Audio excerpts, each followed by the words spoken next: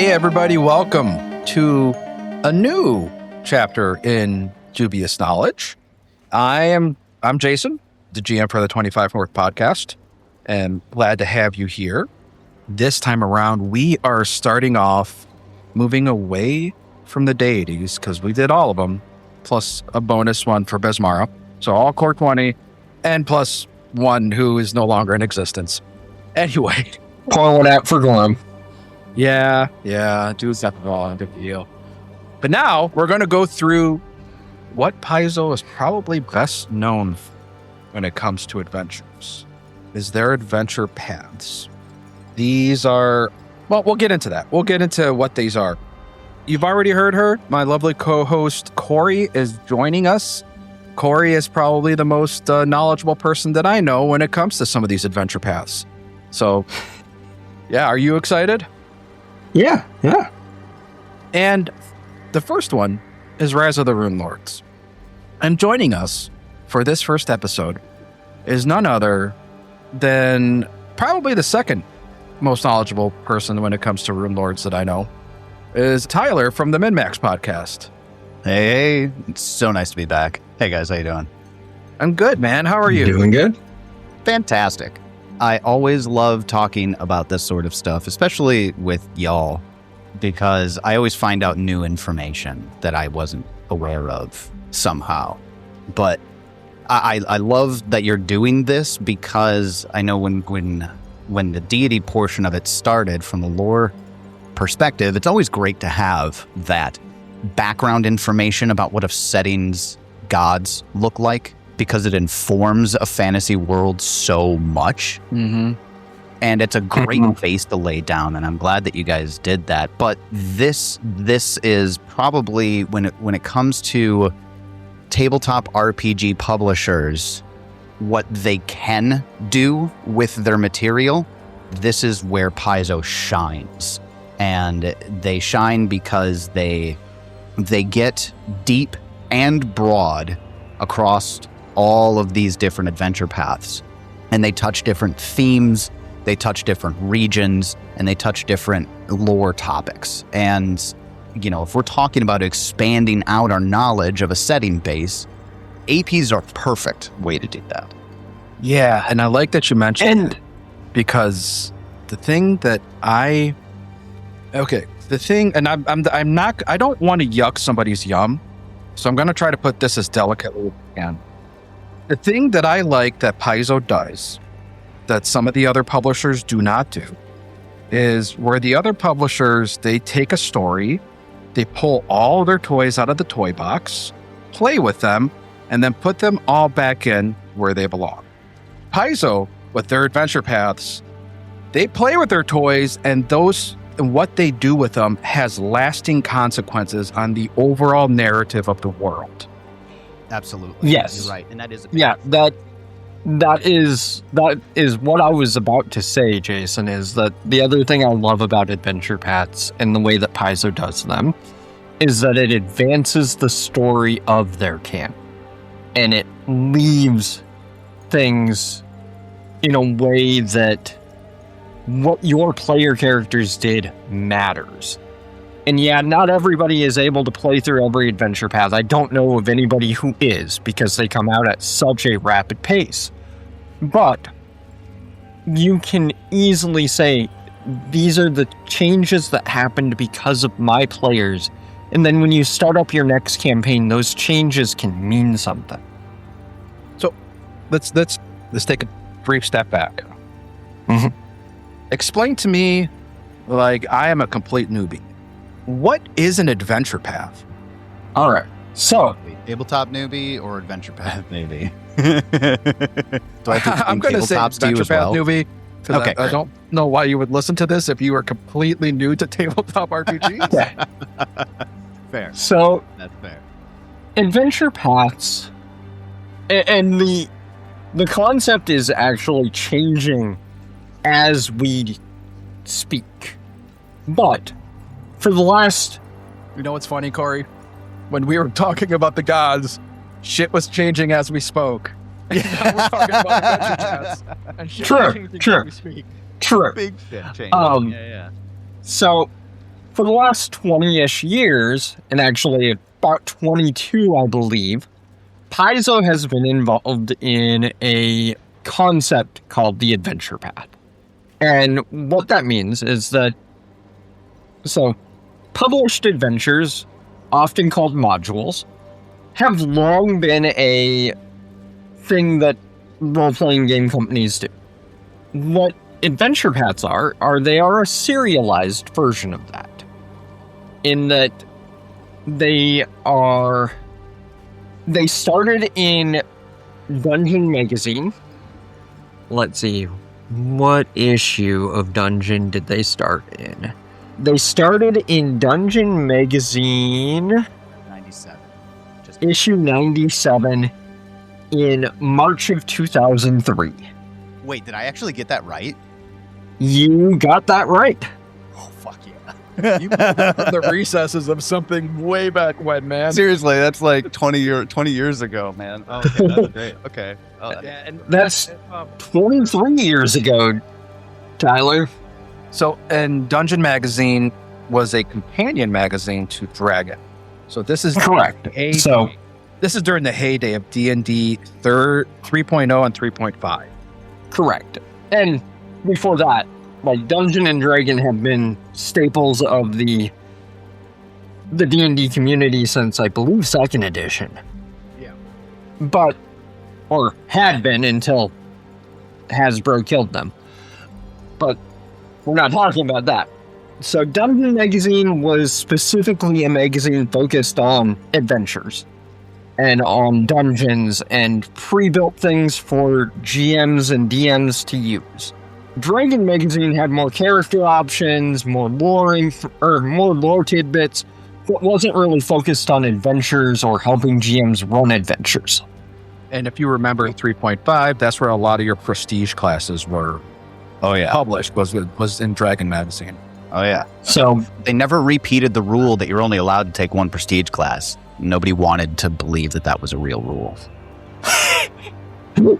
So- I want all of them. So Dungeon Magazine in March of 2003 started the Shackled City Adventure Path. It was set in Greyhawk, which was the generic D&D setting, before the generic D&D setting became Forgotten Realms in 4th edition. That was a 12-volume adventure path. It released in every issue of Dungeon Magazine in a serialized form, taking your characters from level 1 to level 20. Or close enough. Because going to 20 was not something that was bog standard for that. Correct. That was followed by the Age of Worms adventure path, which, Like Tyler said prior to recording, is probably the one that's best known and most lauded from that era.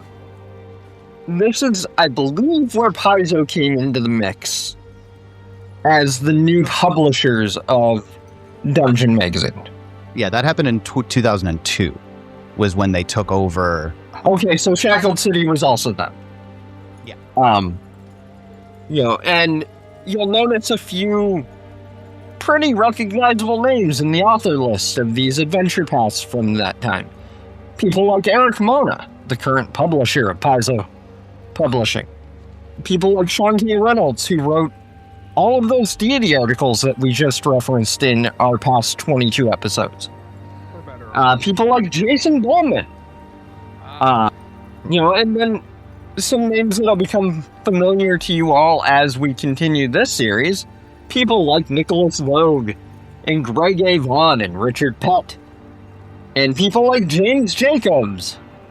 So, this is where the Paizo Adventure Path really kicked off, was in Dungeon Magazine. And then the third one that they did was Savage Tide. It was the last of the Dungeon Magazine adventure paths. Because I think after that, Dungeon Magazine and Dragon Magazine got canceled. Correct. Sorta. Ish. You know what? I'm not going to blame Hasbro for the death of magazines, right? No. That's No. right. I mean, this was early 2000s. This was during the transition from things being in hard copy to things being on computers and on the internet. So that it was a transition period. So that adventure path ended in September of 2007, and with it, Paizo's ownership or stewardship, not really ownership because they are owned by Hasbro and D&D, but their stewardship over the Dungeon and Dragon magazines ended. The magazines shifted to a digital-first platform with the advent of Dungeons and Dragons 4th edition. Dungeon and Dragon magazines continued to publish for a while as digital magazines. There was actually a 4th edition adventure path that was published in the digital version of Dragon magazine. I didn't know that. It was called Scales of War, but it doesn't have any involvement with the Paizo people, so we're not going to talk about that one at all, other than just to mention that they did do one more adventure path after they cut Paizo loose from the magazines.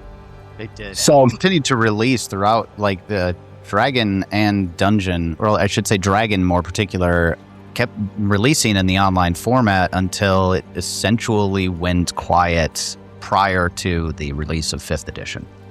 yeah, 2013 with Dungeon 221 was the final digital edition. So, yeah, like you said, Pollard, they did continue for a few years until right around 2014 when D&D published a new edition again.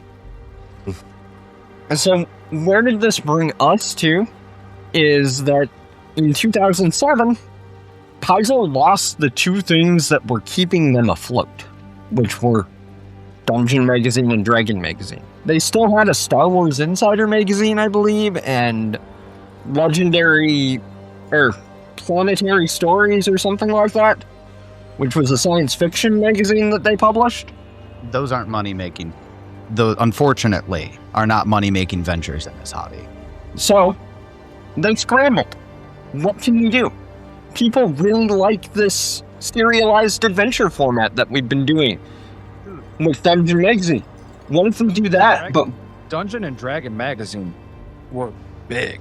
Like the fact when WotC and Hasbro moved it to an online format, I remember there was a big to do. It was outrage.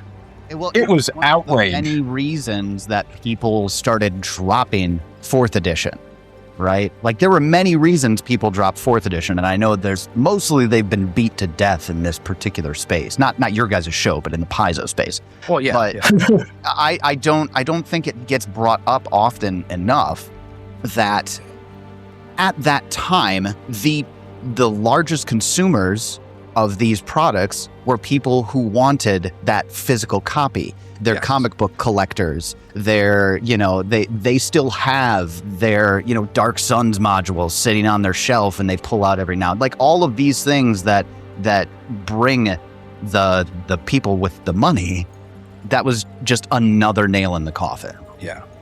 Yeah, collecting Dragon magazine was a big deal in my friends group. Yeah.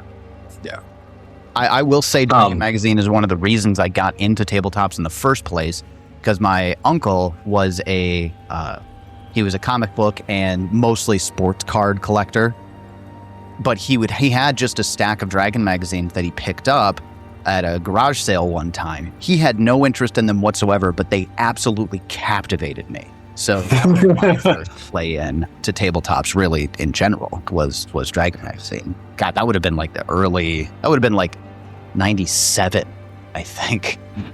The Dragon's been around since the 80s. Yeah. Yeah. I would have been 18 in 97. So that would have caught me too. Like just picking those things up. Yeah.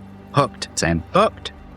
So what Paizo did, and they did it very quickly, because you'll remember I said that the final installment of Savage Tide was in September of 2007. The very first issue of Pathfinder came out in August of 2007. So So, Like, yeah. they did that as their final issue of Dungeon was going to print. They put out their own thing to compete with it. Just to imagine how they were that- able to... Oh, go ahead, Tyler. Oh, my apologies. I was just going to say, you have to imagine that, like, what they had planned, like, they had content, but they now suddenly didn't have a format to publish it into. Yeah. And I don't know that they even had content. Well, they definitely had content. You're right, Tyler. But I don't think that's what they used for Rise of the Runelords. Because of how tied into the Golarion setting Rise had to be. I don't think that was probably the concept that they had for the next adventure path of Dungeon. And I know that... Interesting. Yeah. That's And actually, I can back this up with some data from the Paizo forums, in that a lot of the plot of Rise of the Runelords came from James Jacobs' early home games. Yeah, that's... Oh, yeah, and that's something I've heard for certain, and you see James Jacobs' early movie games sprinkled throughout Paizo's history. Correct. They are everywhere. His player characters are NPCs all over the face of Golarion. Looking at you, Shensen. First and foremost with Amico, in my opinion. Amico, Shensen, Shalalu. Oh, yeah. Like, there's a very specific type of NPC that when you find it in a Paizo adventure path, you're like, that's a James Jacobs inspiration, and it was probably one of his player characters. Yeah, I'm playing through a campaign that's a very recent AP, and Shalalu's like popped up, and I was like, it was David's running a game for us, the soft Spore War. We're doing Spore War, right? And David's running that one, and he pulled up Shalalu's picture, and I'm like, I know that chick. He was trying to pronounce her name, and I'm like, it's Shalalu. I know it.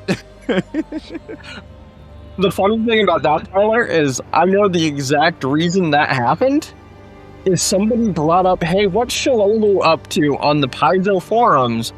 Are you kidding me? And he was like, I haven't touched her in a while, but I'm currently writing a book of Spore War. Let me throw her in there. I guess she's in Keonan. All right.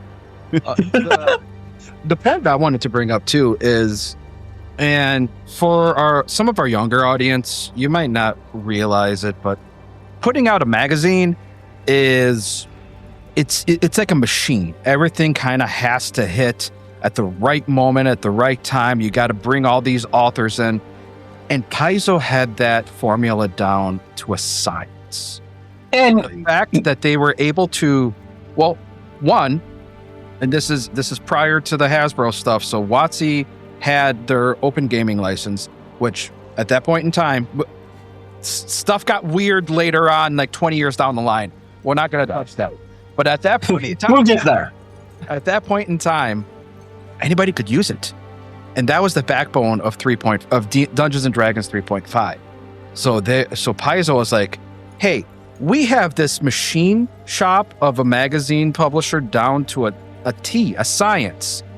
We know that the big magazine that's hitting print and is punching out millions of copies is going to come out next month because we already finished it. We're shut out of luck. Well, hey, let's take this open license that anybody can use, and let's just continue making what the audience likes. Yeah. And like that first one, they had to scramble to make sure it got done because the timeline was so condensed. A lot of people don't think about it this way, in that for the last 20 years or so, well, 19 years, Paizo Adventure Paths have still been a magazine. You don't think of them as it. In a very real way because of how they're syndicated and released. Yeah. But they were still a magazine. They were coming out monthly. They were bound like thicker magazines, like Wizard Comics magazines, and for those of you not in the publishing industry, that's known as perfect bounding. But it's where you have the softcover spine and the pages are glued inside, rather than a staple binding where the pages are printed on larger paper and then stapled in the center. But they were still perfect bound. It was still a magazine format, and it was still a magazine format in you had your adventure and you also had back matter in every issue. And the back matter would help to expand on this brand new setting that Paizo is launching. At the same time, they're launching this new book. So, like, Rise of the Runelords, Burnt Offerings, was the very first introduction anyone had to Golarion as a setting. So they had to actually introduce a setting in that book in a way that allowed you to play in it. And they did that through back matter articles. The back matter articles in Book 1, Rise of the Runelords, were... And Tyler's mad at me right now because I just pulled a soft cover copy of my... It's your like first edition printing of Burnt Offerings. Yep. Sandfort, The History of Thassalon, The Pathfinder's Journal, and The Bestiary were the 4 back matter sections. So, And that's a perfect segue to the second part here. So the first part, we wanted to just kind of introduce some context on what Adventure Path is, which will inform the next year's worth of episodes. Like, we're talking multiple years. Probably. Hit all of them. Yeah. well, there were 20 and 1 alone. I think we're up to 35 now, if you count all 2E. Something like that. So 3 years worth of content. Not to mention the stuff that's going to come out while we're recording these. Exactly. But yeah, the second part was, we want, like, as we're playing this, we're new players, we're new to this world, we're new to this adventure, and what every adventure has to have is a setting. And for Rise of the Runelords, it was a setting, a world known as Golarion, but a setting known as Varisia. Yeah. And specifically a town that is basically a meme at this point, Sandpoint. Poor Sandpoint. Good old Sandpoint. You know, I do like, as long as we're talking about like the memes of introducing a brand new campaign setting, I think one of the best ways to do that is to start small. And that's what they did. Mm-hmm. Sandpoint is a small town. It's not, completely secluded, but it has, you have the history of the families that were sent from the larger metropolis nearby, Magnamar, to, start Sandpoint, and that's, they kind of thread things from one place to the other. Yep. And the way they thread Sandpoint to Magnamar informs a lot about the Varisia, the inner sea setting in that regard. And especially with, and I guess, that immediate introduction of Thassalon, the ancient history of the world. You get those two things, like here it is on a little tiny micro scale in this town, right? And then this is macro, what happened, 4,000 plus years ago. Yeah. And, to get the world to where it is now, right? Right. And like I said, this came out before they had a campaign setting book, before they had anything to actually tell people about their setting. They had to do it in this. And like I said, they started, or like Tyler said, they started very small. They started with the village of Sandpoint, which the village of Sandpoint is loosely based on a town in Northern California. The town in Northern California is named Point Arena. I didn't know that. Which translates, when you translate arena from Spanish to English, to Standpoint. Oh, interesting. Point Arena is where James Jacobs was born. Well, there you go. So that's why that's the basis of his setting. And a lot of what they did for the very early portions of Golarion, where they were still setting everything in Varisia, is a lot, like we mentioned earlier, a lot of James Jacobs' homebrew just got copy-pasted into Golarion. And that's not a bad thing. No. You know, No, like that's part of designing a campaign setting, is it's going to have copy-pasted pieces of everybody who contributes to its homebrews. a lot of Greyhawk was just copy-pasted Dave Arneson and Gary Gygax's homebrews, though. Right. Forgotten Realms is Ed Greenwood's. You know, so it's very much the start of the setting was just, this is what James had been working on in his personal life for 20 years prior to needing to use it for something. And because he had developed it so well, it was easy for him to copy and paste into the world and to flush out. And then other people that were working at Paizo at the time added their own pieces to the lore and expanded upon it. And so, like, you have Varisia, which is James Jacobs' playground, along with a couple other places in the Inner Sea. But you also have Absalom, which is Eric Mona's. And you have Ustalop, which is Wes Schneider's. You know, so everybody had their own little playground, which makes it a diverse and well-rounded setting. But we started in Varisia, and we started there through the adventure path. And we started there in specifically Sandpoint. And, you know, so a lot of the NPCs came from James's homebrew, and like I said, a lot of the plot of Rise of the Runelords was stuff that he had done earlier in his homebrew games, and then he refined it for publication and changed a lot of it so that it worked for the launch of this new Adventure Path magazine. And what better way to launch an Adventure Path is to just do the standard fantasy trope of heroes against evil wizard. Yep. That's been that way for decades at that point. I mean, but what better way to start an adventure of heroes versus an evil wizard than a festival? Because nothing bad ever happens at festivals, right, Cori? Never. Nothing bad ever happens at a festival. So, you know, you have a few standard adventuring party hooks, and some of them get beaten to death. Looking at you, everyone meets at a tavern. Yeah, I was going to say, everyone meets at a tavern is the bog standard adventure beginning. Yeah. Hey, that's how Sky King's Tomb starts. Hey, you know, It's tavern? Yeah, it is. You get called into a tavern and you meet with somebody who's like, we've called you all because you're going to participate in this Family festival. Family festival, essentially. So it's a bar and a festival. Yeah. All you really need then is a notice board to round out the trio. You know, it gets close. It gets close. NBC is a notice board, essentially. It's good, and I think that it's not.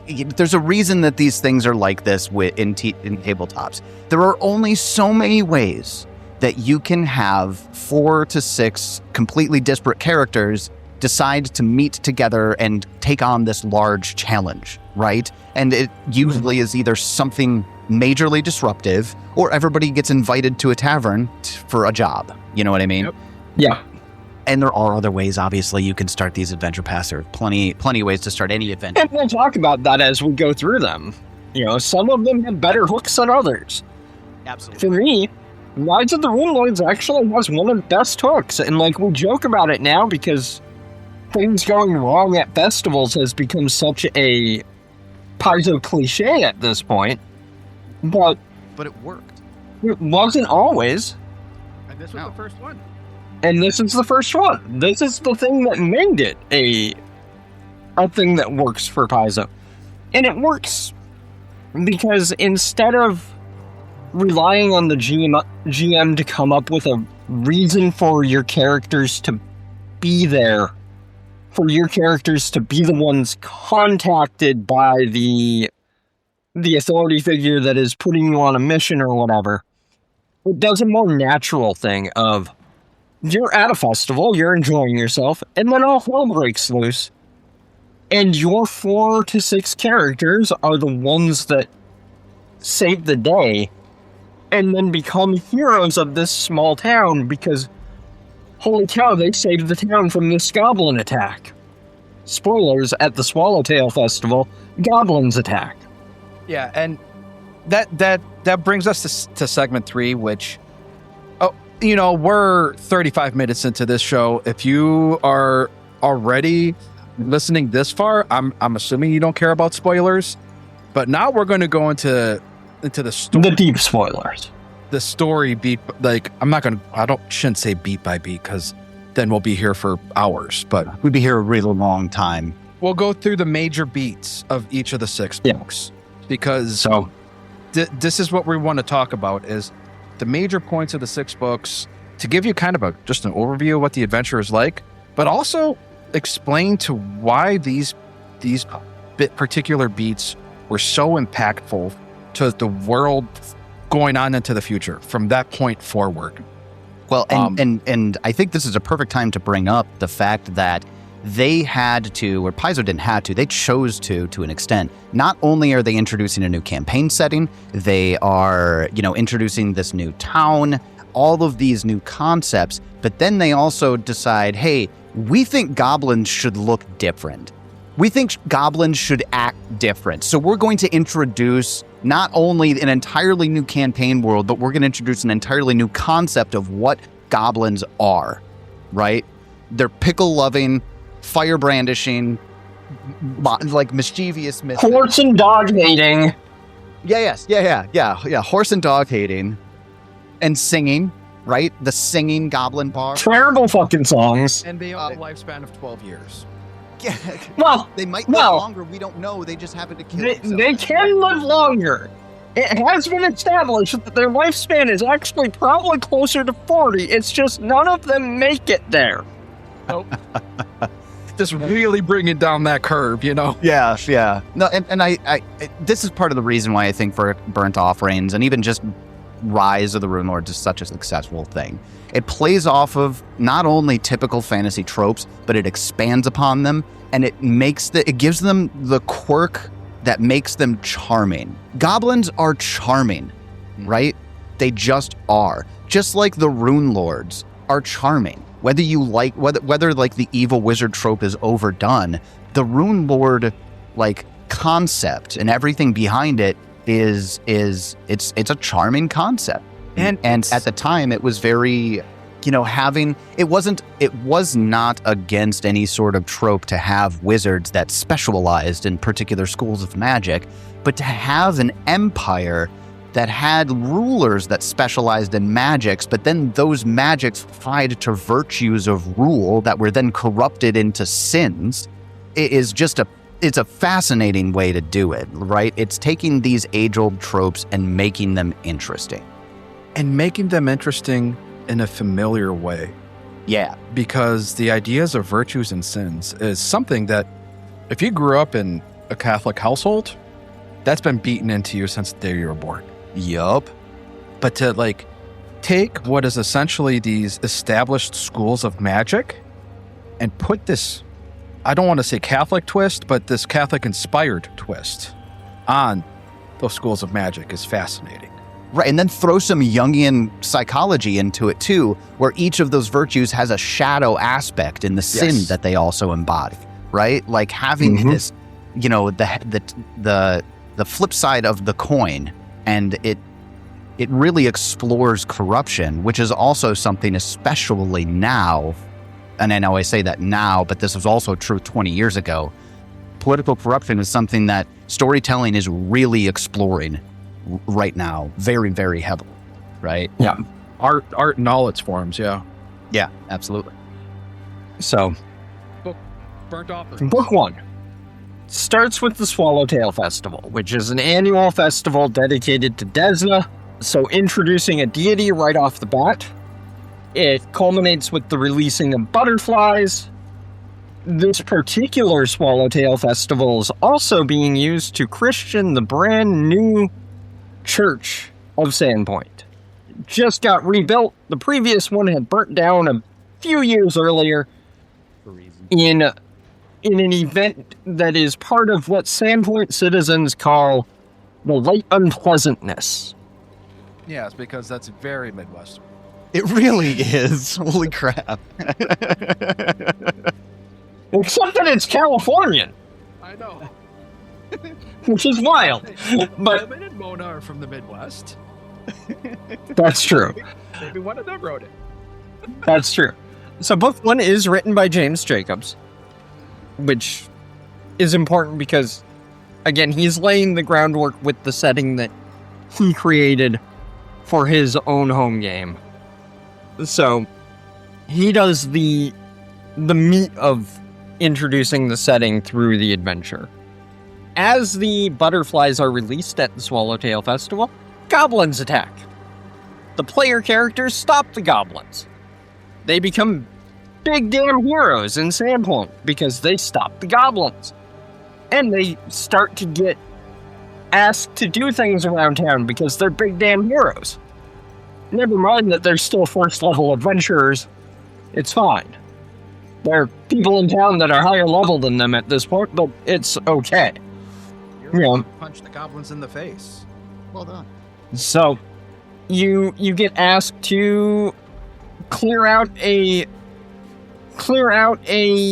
surviving goblin from somebody's house. You get tricked into going into someone's basement so that they can try to seduce you.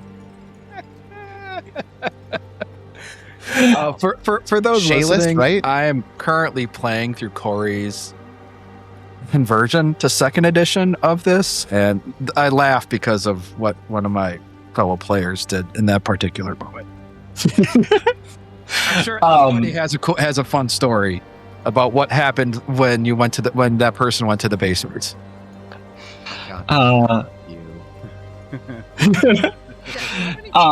Have you run? Just pause. How many times have you run Rise, Tyler? Okay, so I guess this would be a good time to. This is why I'm here. Runelords is my pet adventure path for when I'm introducing new people to tabletops. For a handful of reasons. For some of the things that we've discussed already, it does very good at introducing concepts. It's very good at, getting disparate adventurers together through the festival boom. But also that it is, I can't use the word charming too often, but it's just a very fun adventure, right? And the other reason I think I go to this one a lot is because the mystery of the ancient civilization is naturally very appealing to a lot of storytellers and people who enjoy stories. So it's an easy in for people in that regard. How many times have I run Rise? In its entirety, I think 3 times. Just in its entirety. How many times have I run book 1? And that's the thing, is it's easy to run book 1 as a standalone. Oh, it is. Definitely. You can very easily just stop the adventure there and not need to go forward. It's a very good standalone adventure. But it's also a good lead-in adventure to everything that comes after. And you, Cori, how many times have you run Rise? To completion only once. Soon to be twice. But we are currently in book 5 of 6 in the game that I'm running currently. Jason, you're in book 5 now? Oh, yeah. Yeah. It's my favorite book. Mine too. Tyler. It's one of the best. I love Runeforge. They're in Runeforge right now. Out there. Hands down. It's just one of the best. We'll get to talk about Runeforge in a little bit. Yeah. Okay. But and I'm myself, I've run Burnt Offerings once, and I've played through Rise of the Runelords through book 4 one time, and then that campaign ended, and I'm playing through it a second time. So we're in the meat of what I haven't experienced as a player. So the next inciting incident of book 1 is that you get tasked to rescue a bartender. Her name is Amiko. Tyler already talked about her. She is a bard. She is presumably a former James Jacobs PC that is now a primary NPC in the setting. She gets kidnapped by her brother, who killed their father by pouring molten glass on him, which is a horrifying death. Yeah. And you have to go through the glassworks, killing a bunch more goblins along the way, and then confronting Amiko's brother, Stuko. Zuko? Suto. Yeah. Stuko. Sorry, I put a K in there that didn't belong. No, because it's fine, because Amiko, Lanjiku. Lanjiku is her dad, and I think that's what I did, is I was about to say Lanjiku, and then I went, no, that's dad, Pseudo, and the K went in. Well, there's a lot of K's in those names. So, Pseudo, and then you find out that Pseudo has fallen in love with a lady who is part demon. You find his journal that has all sorts of sexy sketches. Okay, she's part angel first. Right. First, she's part angel. She's an Asimar, but she has been corrupted. We won't find that out until later. True. Well, no, that's not true, because Father Xantus will tell you about Nualia's history pretty quickly. Right. As soon as you present the journal to him, he'll tell you, oh, Nualia was the daughter of the previous priest of Desna that lived here. He died in a terrible fire a few years ago when the church burned down. So did she. Yeah, they believe she died too. Yeah, but then you find out that through these sketches that Pseudo is working for her in order to advance some, goals that she has that we'll get to when we get to Thistletop. But it kind of turns into this, why are the heroes then sent? Father Xantalus is like, I'm worried about Nualia. If she's still alive, please go save her, right? And bring me goblin ears. No, that's a different guy. That's the owner of the stables that are next to the Rusty Dragon. He's a retired ranger who is very racist against goblins. And I do like that as they have moved the setting forward, because that's the other thing that we're going to talk about as we talk about Rise of the Runelords, is that in the early days, Paizo had a lot more of an edge to them. Oh, yeah. And I don't say that in a good or a bad way, just in a matter-of-fact way. That they liked to push some boundaries that they no longer like to push. And that's a sign of maturation of both the storytellers and the company. And that's not a bad thing. And it's not a bad thing that they like to push them back then. But it's important to know that there are themes in here that they might not touch on in modern day. And that's okay. And that's probably good. Looking at you, Hook Mountain. Oh, God.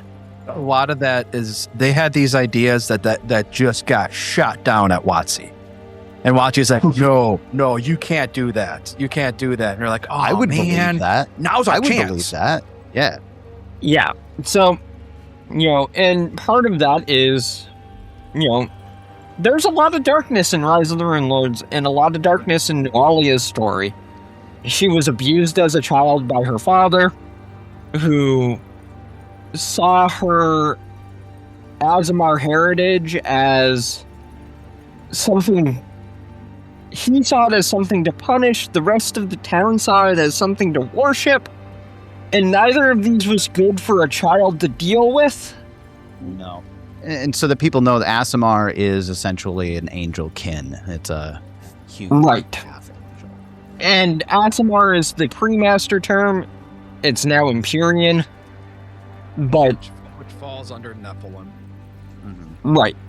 And, it's... But like Tyler said, it's angel-blooded. So, think Halo and glowing skin. she didn't have a halo, but she did have other features that marked her as divine-blooded. And she's the one that started the fire that killed her dad and gave her the alibi of, I also died in the fire. She ran off to Magnemar. She got into trouble. Well, and a lot of that came down because she was having a tryst with somebody that her father at the time felt wasn't like, and here's we get to the edginess of it. Her father was like, no, you can't have a relationship with this Varisian dude who's basically a gypsy. Varisians are essentially gypsies, if you're looking for an analog for real world. But he was like, no, you can't. You need to remain pure, right? So that, because he wanted to join some, I think it was Windsong Abbey, and was going to use her as a way to join this larger, church, essentially. Yeah. And so she escapes to Magnemar, but she gets corrupted by a cult of Lamashtu. And again, we're introducing the deities of the Pathfinder setting fast and furious here. This gives us another deity to look at, the other side of the moral horizon of, you have good deities, you have bad deities, here's one of the bad, here's one of the good. And so she takes over a goblin stronghold known as Thistletop. She uses the goblins as her tools to enact revenge upon Sandpoint. That is her motive, is to burn that town to the ground because she hates them because of the abuse that she suffered as a child. It's a very, very simple motivation, but it's a very easy one to use. And so the player characters go to Thistletop, and you find out that Thistletop is actually, it's a fortress inside a giant statue head that has, from ancient times, that has toppled into the bay and is now functioning. This head is functioning as an island, and it's got a fortress inside of it. And so the player characters make their way to Thistletop, kill a bunch more goblins, interrupt an orgy. I want to reinforce that point you just made, that this is an entire island created out of the head of a statue. Mm-hmm. So, and not a small island. It's a yeah, pretty significantly sized island. I want the audience to just put some perspective on that, of how large this statue should have been, that it had a head that is large enough to be its own island. And to house a dungeon that's 2-3 floors deep? Yeah. Well, it's top floor and then 2 lower floors that the player characters go through. Right. There's more underneath, but all of the stuff that is underneath those 2 floors is submerged in water at this point.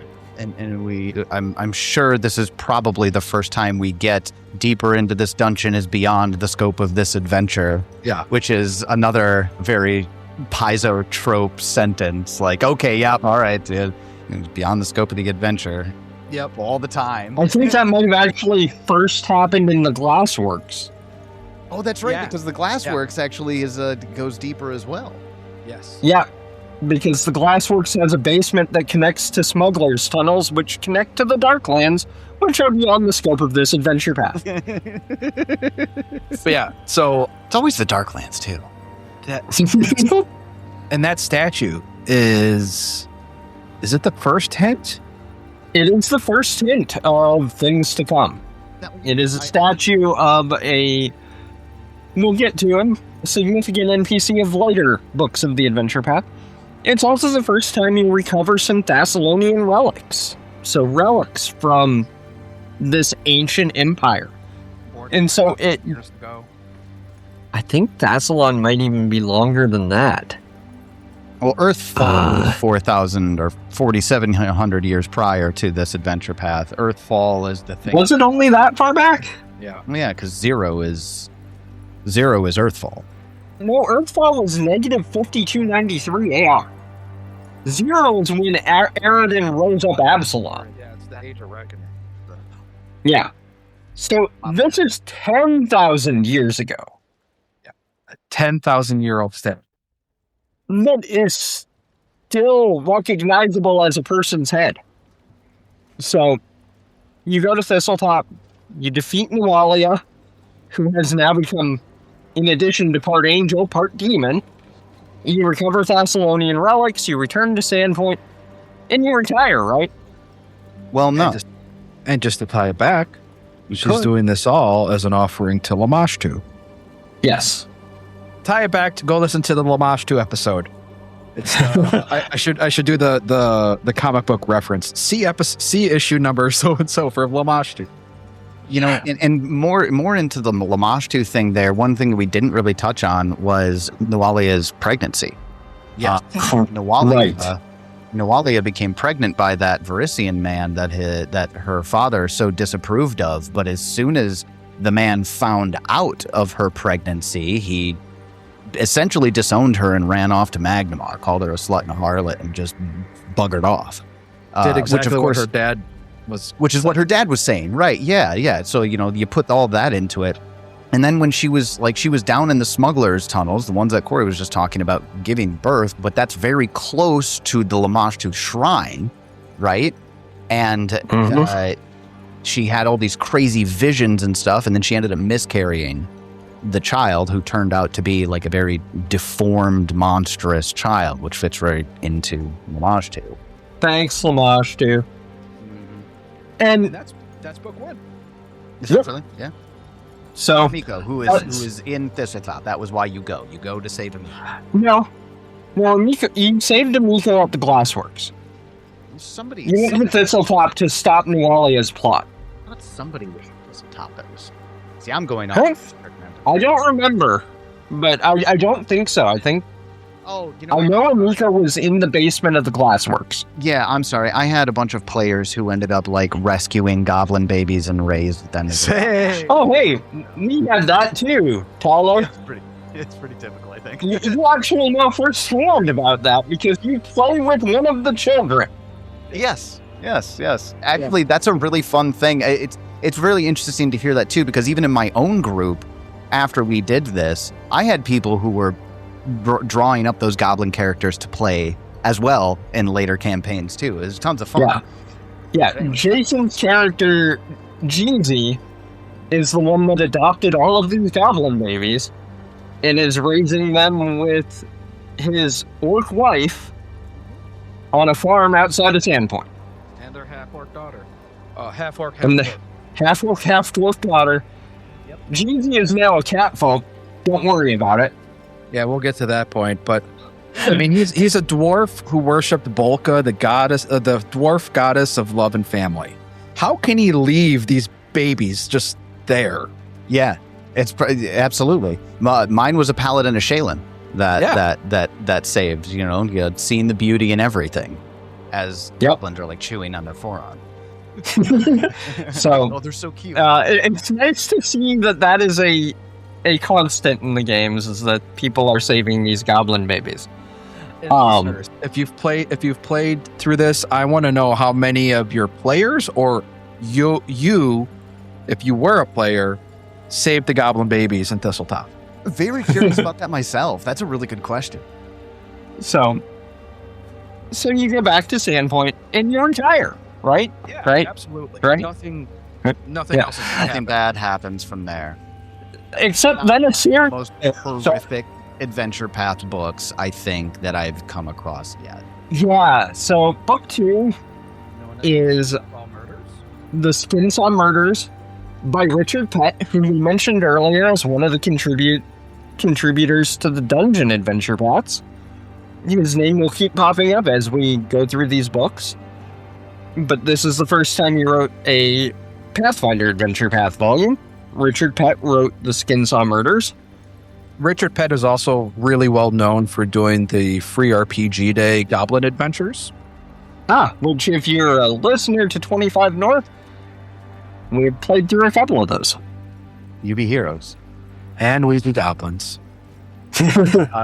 There is one thing I want to touch on real quick in Burnt Offerings before we totally go away from it. We mentioned the wizard, the evil wizard.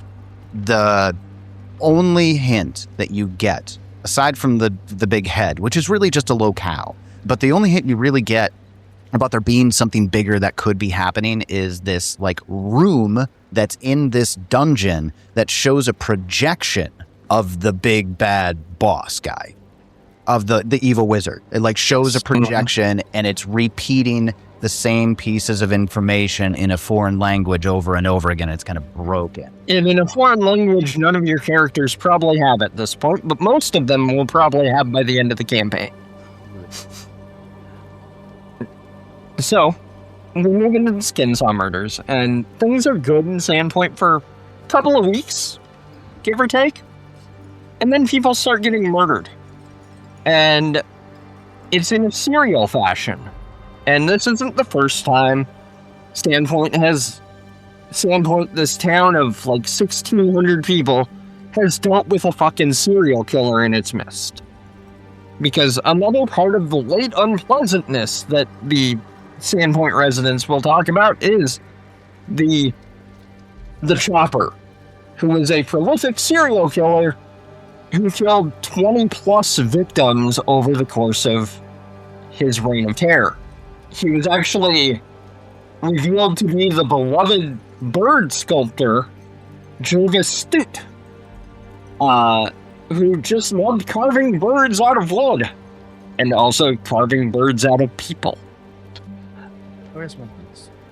Tomato. So naturally, as serial killings start happening again in this tiny fucking town, people are panicked. These are ritualized killings.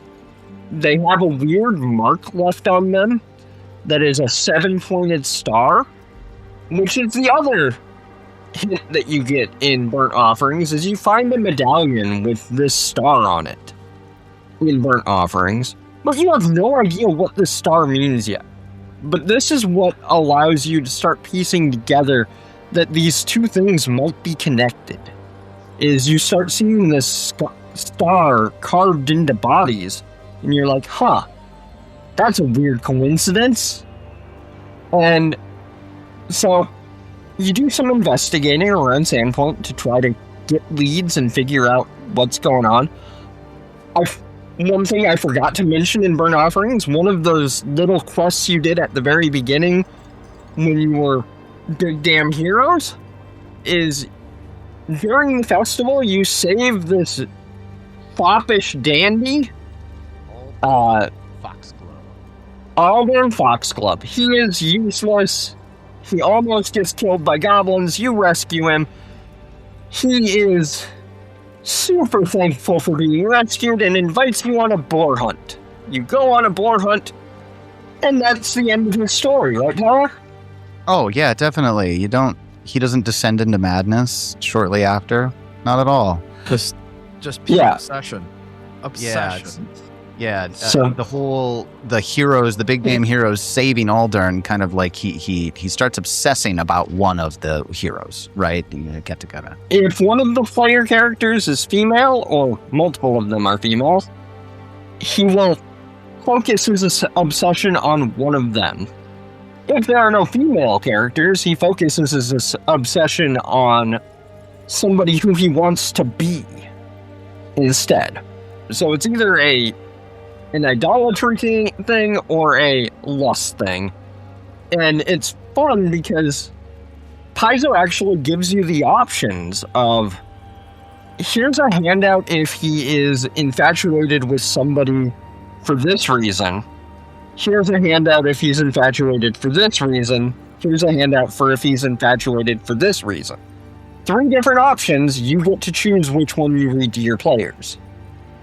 So, in my game, he was infatuated with a female player character, fell in love with the hot-headed little gnome inventor. No filter. Absolutely no filter. Speaks her mind. To the detriment ones. She is delightful and a menace, and I wouldn't have it any other way. No, absolutely not. the only character who survived since book 1, by the way. Yeah. Coming through and like you get, you figure out that Aldrin has all this obsession, and you begin to tie the murders to Aldrin. And it all kind of culminates in this exploration of Foxglove Manor. And make a note of that last name, by the way, listeners, because that's not the only time the last name Foxglove will come up throughout the series. Oh, there's a few of them. We didn't even say all of them. Van Kaskerkin is another one. Oh God, how did we not talk about Ulrich Van Kaskerkin in Burnt Offerings? Corey, because he doesn't matter. He doesn't matter. He really doesn't. But the Van Kaskerkin family will keep coming back. It's a running joke. I also have a theory. The further away from Sandpoint a Van Kaskerkin gets, the more powerful they become.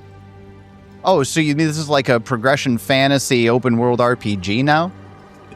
The enemies get stronger when you get away from the starting area? Well, No, I'd say that because the most powerful Van Kaskerkin you meet, you find in Absalom. So, Foxglove Manor, as we get into Foxglove Manor, is like it's a haunted house. Like It is a haunted house, and it's a well-done haunted house. It's probably one of my favorite. I mean, House on Top of Hook Street is good, right? And the Misgivings is what the Foxglove Manor is called. That's what the people of Sandpoint call it, the Misgivings. At least by some of the locals. But it's just a very, very well done haunted house. It has a lot of your typical, there are ghouls in the haunted house. It even has, like, I think my favorite part of the entire thing is like, oh, the house is haunted. What are the players going to do? What's the first thing the players are going to want to do to the haunted house? Burn it to the ground. And they have an entire section. I'm going to interrupt you here, Tyler. Go ahead. I'm going to interrupt you to tell a story about the first time I ran Rise of the Runelords, because I know exactly where you're going with this. Oh, yeah. So, the first time I ran Rise of the Runelords, I had a player who was playing a cleric. I want to say of Abadar. It's been 15 years, so I don't remember exactly. But I think he was playing a cleric of Abadar. And his answer to problems was, why don't we just burn it down? He did it at Thistletop, and then he tried to do it at Foxglove Manor. Did that kick him of the habit? Because trying to burn down Yes and Foxglove no. Manor is like, basically the book tells the GM, like, hey, your players might want to do this. If they do, the house defends itself. By casting Phantasmal Killer. Yeah, it defends itself in one of the most wicked ways against a 4th level party that you possibly can. Like a caster level 15 Phantasmal Killer effect, which is just likely going to kill somebody, right? And even if, like, you don't want to go that far, it's like, oh, well, then just rouse all the ghouls and send them at them all at once, right? So there's just, it's fun. So, I like the way that Paizo leans into what they assume people are going to do. So, my player character had a fly spell. He flew up to the roof of Foxglove Manor and tried to light it on fire. Okay. The house cast Phantasmal Killer on him. He survived. Okay.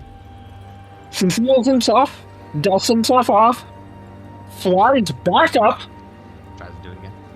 and tries to burn the house down again. It casts Phantasmal Killer on him a second time, and he dies. Oh, okay. So yes, it did clear him of the habit. Yeah, sort of. Permanently. And there's a lot of really fun things in the manor, and I could talk for another hour about all the horror tropes that they push. Not push, but they. Well, it's where they introduced the hunt concept. Yep. A new kind of hazard called a hunt. That is different than a trap. And The very first thing you run into when you walk into the house, it's the stuffed chimera. Yeah. Like Manticore. Manticore, that's what it is. A stuffed manticore that's in the entryway. Like, a ghostly version of it leaps out. On fire, because it's a burning manticore, and tries to kill you. But it's a hunt, so it's not actually something you can fight. So, in Foxglove Manor, you learn a lot more about Aldern's history, and the history of his family, which his family is pieces of shit. Except for Aisha. Can't say Aisha was a piece of shit. No, because she married into it. She was a victim, is what she was. She's the victim. But throughout generations, this house has corrupted the Foxglove family because of one of their ancestors who turned himself into a roach in this house. Boral, right? Yes, Boral. That name will become important in the next adventure path. Yes. So, we learn all about the Foxglove history. We learn that Aldern just murdered his wife, a woman named Aisha, who Tyler just mentioned. And he succumbed to ghoul fever and is now a ghoul. You wind up... calls himself the Skinsaw Man, which introduces the third god to the setting, Norgrimmar, Father Skinsaw. One aspect of Norgrimmar, Yeah. Which So- they don't really go into it a lot. Which is, of course, No. so on point for Norgrimmar, right? Yeah. They mention that it is a cult of Norgrimmar, but they don't really talk about the aspects or anything until much later. And then, so, you wind up finding Aisha. She's now a Revenant. Revenants are a type of undead that are focused solely on revenge. She has a one-track mind, and it is killing Aldern. So a smart party can utilize her to help them take out Aldern, which is what my parties have done. You know, you link her and you follow her to Aldern. At the small full of times I've had that happen, because most people see the ghost and they're like, combat time, let's kill the ghost, you know? But, you know, I like this book because the way that it's laid out, you would expect that the ending of this chapter would be killing the Skinsaw Man, but it's not. It's not. Wow. It's the ending of chapter 2 of 4. Yeah, you find out that Foxglove had a manor in Magnamar, and that's when you really make your first trip out of Sandpoint, is following the clues that you get. And there's I think a note that you find from somebody named Zanisha, and it would seem as though that Aldern has been maybe following the instructions of this mysterious mistress of the Seven. And it has the Sahedron symbol on the note too, so you get to see that 7-pointed star once more. So it small tie-ins, right, to the overall thing. Right. And you also learn about the Brotherhood of the Seven, which is her organization that she is using to do whatever nefarious things she's doing in Magnamar. So going to Magnamar, you use this note to track down the Brotherhood of the Seven, which turns out to be a skinsaw cult. Yeah. Housed in a lumber mill, led by one of the town's judges, the city's judges. Magnamar is a big city. It is the big city closest to Sandpoint. Well, it's less of Varisia. Yeah, it's the second. Well, one of two. Because Corvosa is almost the same size. Oh, I suppose. Yeah. I suppose. No, I never considered. Yeah. It's okay. Continue. I can't grok those two things in my brain that they exist within Varisia. I think Riddleport's almost as big too, but I'm not positive on that. Oh no, Riddleport's small comparatively. Okay. Alright. So, you go to Magnamar, you find the Brotherhood of the Seven, who turn out to be skinsaw cultists. You kill them all, and that gives you more leads to this Zanisha person. This leads you to the Shadow Clock, which is a monument within Magnamar. It is a monument that Zanisha has claimed and holed up in, you fight your way up to the top of the Shadow Clock through a flesh golem and some invisible stalkers. And then you get to the top of the Shadow Clock, and you meet Zanisha, who is a creature known as a Lamia. Yeah. Lamia? I go Lamia on that one. Let's see, does Paizo have pronunciation of Lamia in the campaign setting book? I'd be surprised. Well, while you look that up, we end up They do finding not. out that Zanisha she's essentially harvesting Sinful soul. Yeah. Specifically greedy souls. This will become important later. to feed this Something. Yeah. We won't know what yet. Yeah. But she is doing something to harvest greedy souls for some reason. And she's harvesting them by marking them with this symbol that you have seen over and over now. Yep. She is also a TPK machine. Yes. Yes, she is. That whole tower is a TPK machine. Seriously. I think that's a good point where we can bring up one of the differences between the anniversary edition and the original edition. They're significantly nerfer in the anniversary edition, and she is still a TPK machine. Yes, they did. And it's still rough.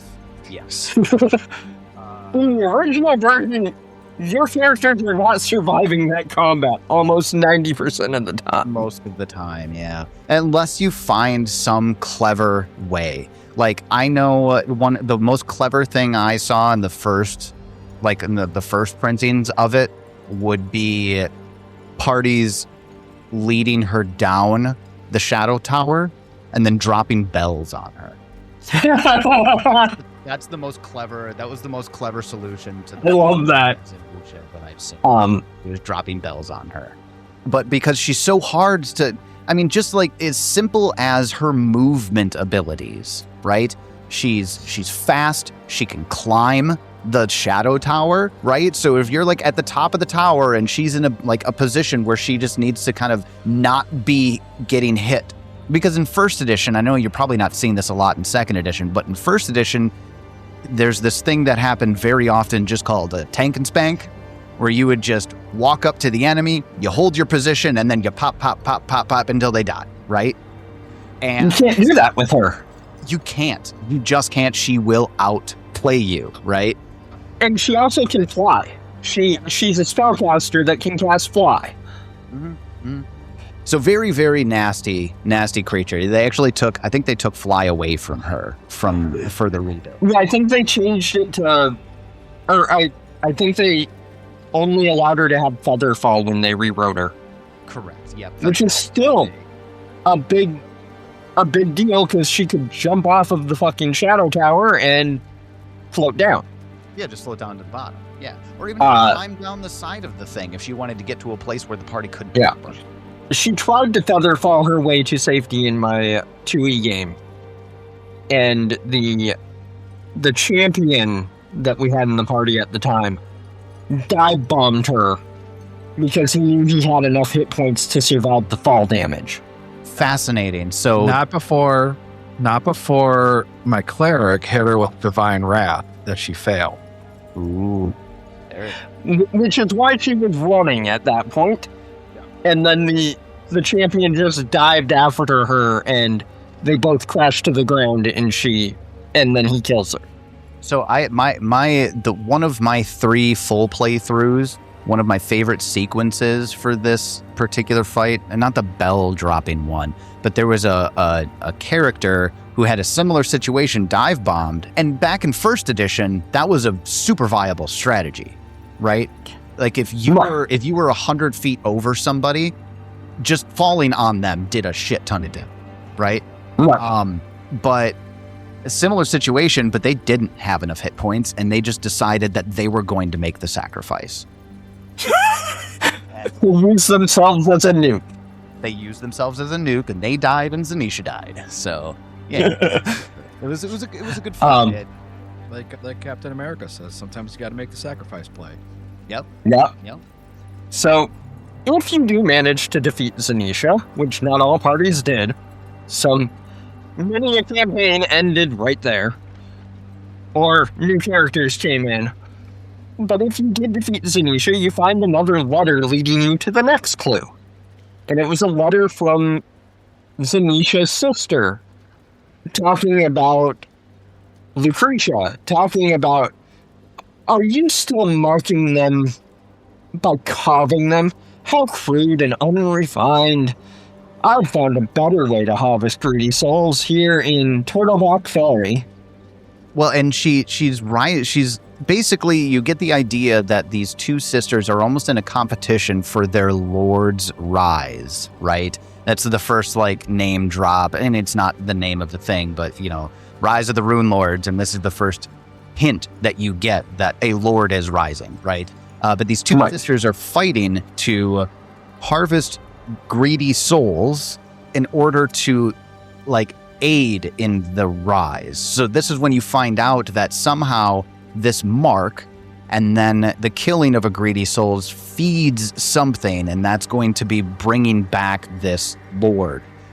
But where Zanisha is the hammer that just kind of goes in blunt force, does what needs to be done to gather these souls. Lucretia decides to feed and nurture the greed first, and it's fantastic how she does it, and we'll come to that in just a minute. So visit the hillbilly ogres first. So that's the end of book 2. Book 3 starts with, you have your plot hook of, hey, something weird is happening at Turtleback Ferry. If you take it to the Magnamar mayor, knowing that Turtleback Ferry is one of Magnamar's colonies, there's a different word that they use for it, but I know what you're talking about, though. It's I'll remember it. I said to go on. Yeah, so it's a town within the province of Magnamar, in that Magnamar protects a bunch of small towns near it, including Sandpoint. Magnamar will send city guard to Sandpoint if they need it. Are you thinking of the word Commonwealth? No, that's not it either. Okay, But the mayor will tell you that the people that he has tasked to keep an eye on Turtleback Ferry, because Turtleback Ferry is quite some distance from Magnamar and Sandpoint. It's further inland to Varisia. So Magnamar has set a cabal of rangers to be stationed near there and take care of that town if the need arises. But recently, he's lost contact with said rangers, so that gives you a secondary hook into Book 3, The Hulk Mountain Massacre. See what I did there? Who is this one written by? The Hulk Mountain Massacre is written by yet another name that was read off while I was reading off names of authors during the dungeon years, Nicholas Logue. Again, this is a name that will be pretty synonymous with Adventure Pulse going forward. You see a lot of these writers coming back again and again to help write these adventures. And a lot of them are very good. Nicholas Logue is a good adventure writer. In this case, he leans a little bit too far into that edge that we talked about earlier. Yeah, this is... I'm going to give a content warning before I talk about Hulk Mountain Massacre. There's some fucking heinous shit in here. This is The Hills Have Eyes, except for the cannibals or ogres. Yeah. Essentially. The Hills Have Eyes, Texas Chainsaw Massacre. It's hillbilly horror to the max. There are 2 sets of ogres in the adventure. The first is Ogre Kin, which are half ogres. And these are the ones that, if you so desire, you can just chop out of this adventure and nothing is lost. Nothing of value is lost if you remove the Glor family from the equation.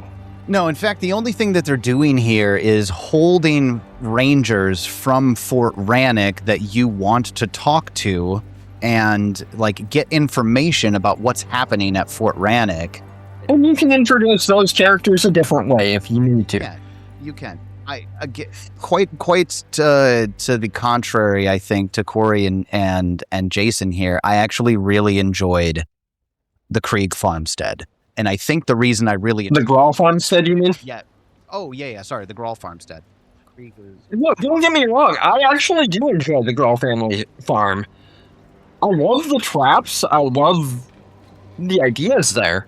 And I did use it in my second edition conversion. I toned down a lot of the aspects of it. Did you? I didn't lean as hard into some things, and we'll talk about them, as I did the first time I ran it. I still hinted at them, I just didn't overtly say them. Sure. Well, the Grawl family farm is horrific. It is a family of Ogrekin that is one mother and several sons. Only sons. And no father, notably. There is no dad in this equation when you get there. Just Mammy. Just Mammy.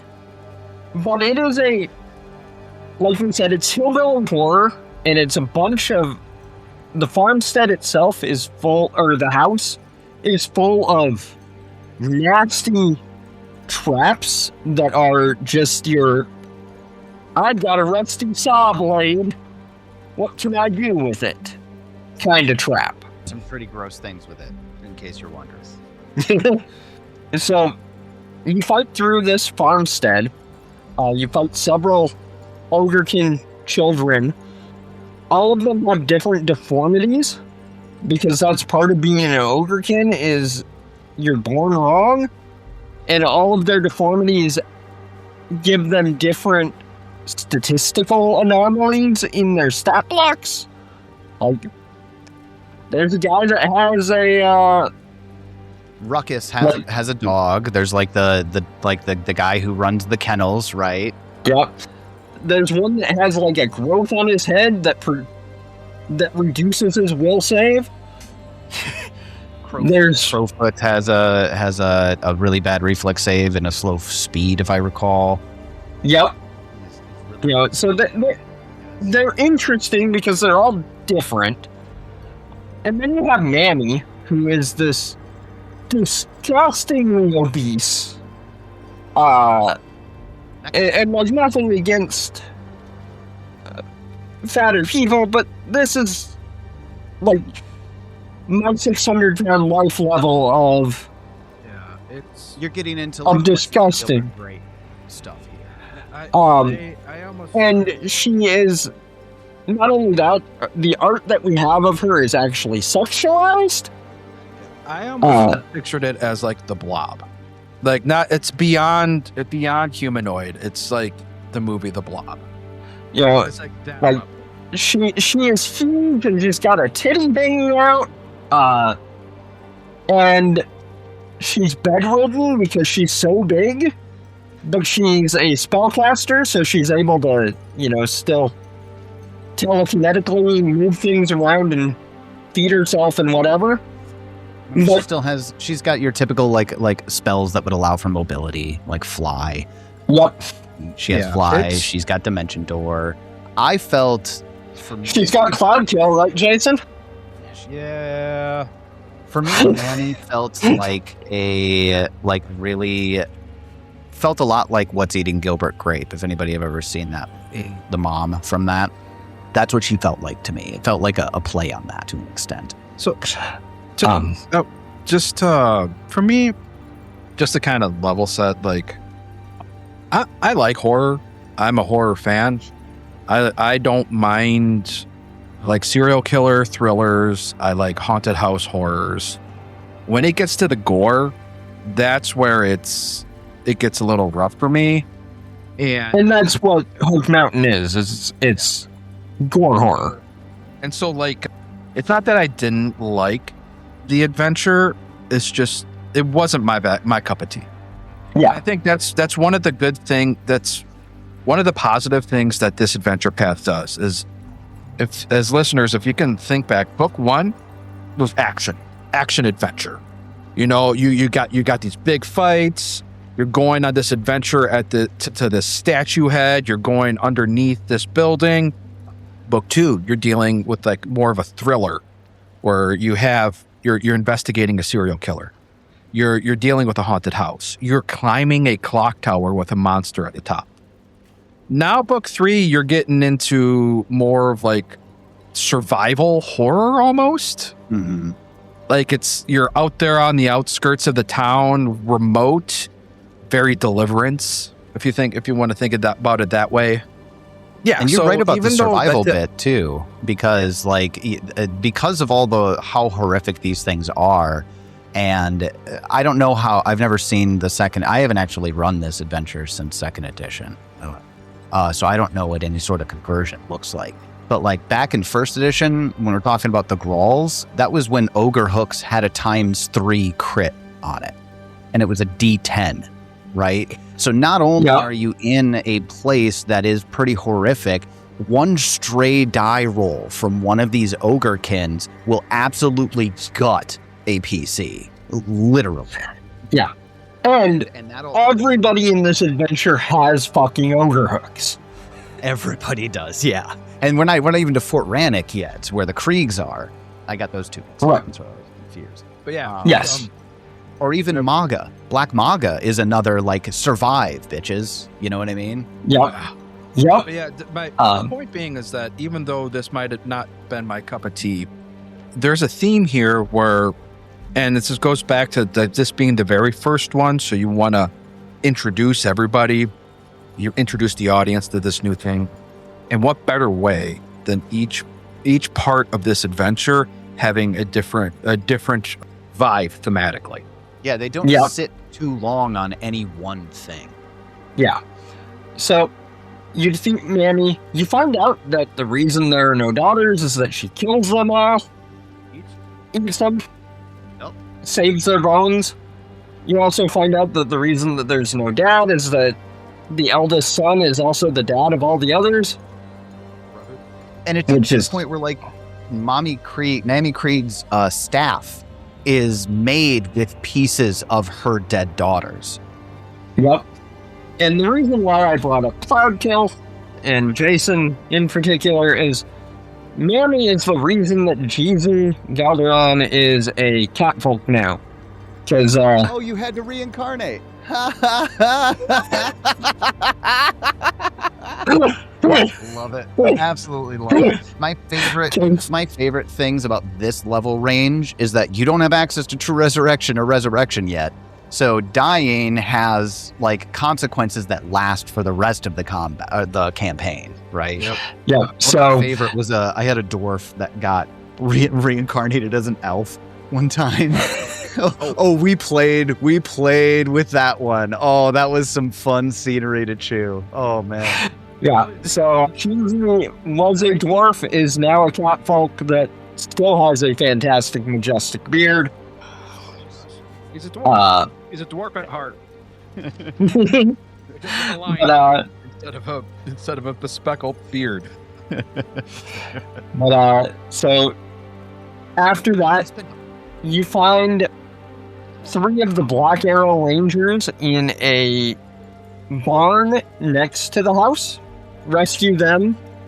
Find out that they are the last 3 remaining Black Arrow Rangers because the ogres have taken over the fort. Yeah. Find out that one of them is a traitor. He is actually, this might be the first instance, Paizo punchable face. TM, do not steal. I don't think Kaven has that much of a punchable face. You don't think so? Well, I don't think so. I think he looks like a pretty stereotypical swashbuckler to me. All right. Oh, admittedly, I'm looking at the anniversary edition art. Do you have like some sort of original book art that I'm not aware of? What? I don't know that he had art in the original. I was thinking of the anniversary edition art too, but the one where he's got the rapier and the dagger out, and okay. Oh, he does have art. Oops. No, see, that one looks fine too. Yeah, that's not punchable. Maybe I just think he's punchable because I've run the character enough that I know he's punchable. Well, I mean, admittedly, like, so I haven't gotten this far into a lot of the plays that I had into it. Most of the players that I've run through book 3 end up accidentally killing these 3. Because you fireball the spiders that are guarding them? Because there's an ogre spider in the dilapidated farmhouse or in the barn, and like most of them are just like, oh fuck, the spider set it on fire, right? They didn't learn their lessons after the misgivings. So yeah, no, I've actually lost these 3 to fire twice. So they help lead you to the next part of the adventure, but they're not necessary. No, And like I said, you could actually skip this whole part of the adventure if you're squeamish about incest ogres, as many people probably are. So, moving along, you reach Turtleback Ferry. You find out pretty quickly that there was a pleasure barge in the lake, Clay Bottom Lake, which is what Turtleback Ferry was built on. But a few weeks ago, that pleasure barge burned down, killing a bunch of people that were inside it. It was a gambling pleasure barge. There's that greed again. There you go. And you find out that ogres have taken over the local fort and killed all the rangers. So you have to go and clear out this fort of ogres. There's more gore horror in the fort because ogres are nasty. And also in the fort, you run into Lucretia, another one of these Lamia matriarchs, the sister of Zanisha. You learn that she had been tattooing people with the Sahedron mark It was as a discount tattoo where like you could get into the pleasure barge without a cover charge or something like that. exactly, Yeah. and making sure that the people that were getting tattooed kept it secret. You know, this is only for my best customers, so to not make other people jealous, don't tell anybody that you have this. But she was actually giving it to everybody because that was her way to mark them so that she could harvest their souls when she burned down the pleasure barge and killed them all. On like some big night that she had planned where like basically everybody who had the mark was there. For some. There are a few people that still have the mark in Turtleback Ferry that you can see and get that clue, Yeah. but most of them died on the pleasure barge. And then you find out that the ogres the rest of them are holed up in Hook Mountain under the leadership of a stone giant. Wait, no, not Terractinus. Makmurian. No, Mothmorian is book 4. Barrel Breakbones. Yes. Oh, that's right. I forgot about Barl. Okay, yeah. Makmurian. Up in Fort Rannoch. Well, Barrel is in Hook Mountain, Right. in the caverns. As you get closer to Hook Mountain, you also learn about a corrupted nymph Ah, yeah, that's right. who was the mistress of the leader of the Rangers and got corrupted when he got murdered by these ogres. And if you can return his body to her, she will be uncorrupted and be able to pass on, which gives you another hook to go into Hook Mountain. You get to Hook Mountain, you fight more ogres, you fight the undead ranger that I can't remember what kind of undead he got turned into. It's some sort of corporeal undead because you can bring his body back. And you fight the first stone giant of the adventure. Lamatar, right? Yeah, Lamatar Braden. Yeah, he was a white. It was a white, that's right. Frost specifically. Yep. And you fight Barrel Breakbones, the first stone giant of this adventure path. Other necromancer. A necromancer. in his possessions, you find a note from M talking about organizing giant forces to the north to support the master when he comes back. Yeah, and they need slaves. And there's this little town called Sandpoint that would be perfect. And not only that, but the town hides something that the master needs. Correct. So, this gives you your hook to go back to Sandpoint, because giants are coming. Yeah, this is where we get into the defend the homeland theme, right? Like this whole book is defense, right? Well, not the whole book, but the big hook for this one is... Yeah, so that's the end of book 3, which leads us into book 4. Book 4 is Fortress of the Stone Giants. It is written by Wolfgang Bauer, yet another of those names that was in the dungeon credits. You start back in Sandpoint. You have a little bit of time to prep for a giant invasion, but not a lot. And then the giants invade, and you have this sprawling combat through the entire town. Yep, there's a red dragon that shows. There's a red dragon, there's all sorts of giants, there's some bears. And as you are fighting throughout town and trying to save buildings from the red dragon, trying to save villagers who are being kidnapped by the giants, Tuactinus, one of the stone giant minions, is searching for something at the Old Light.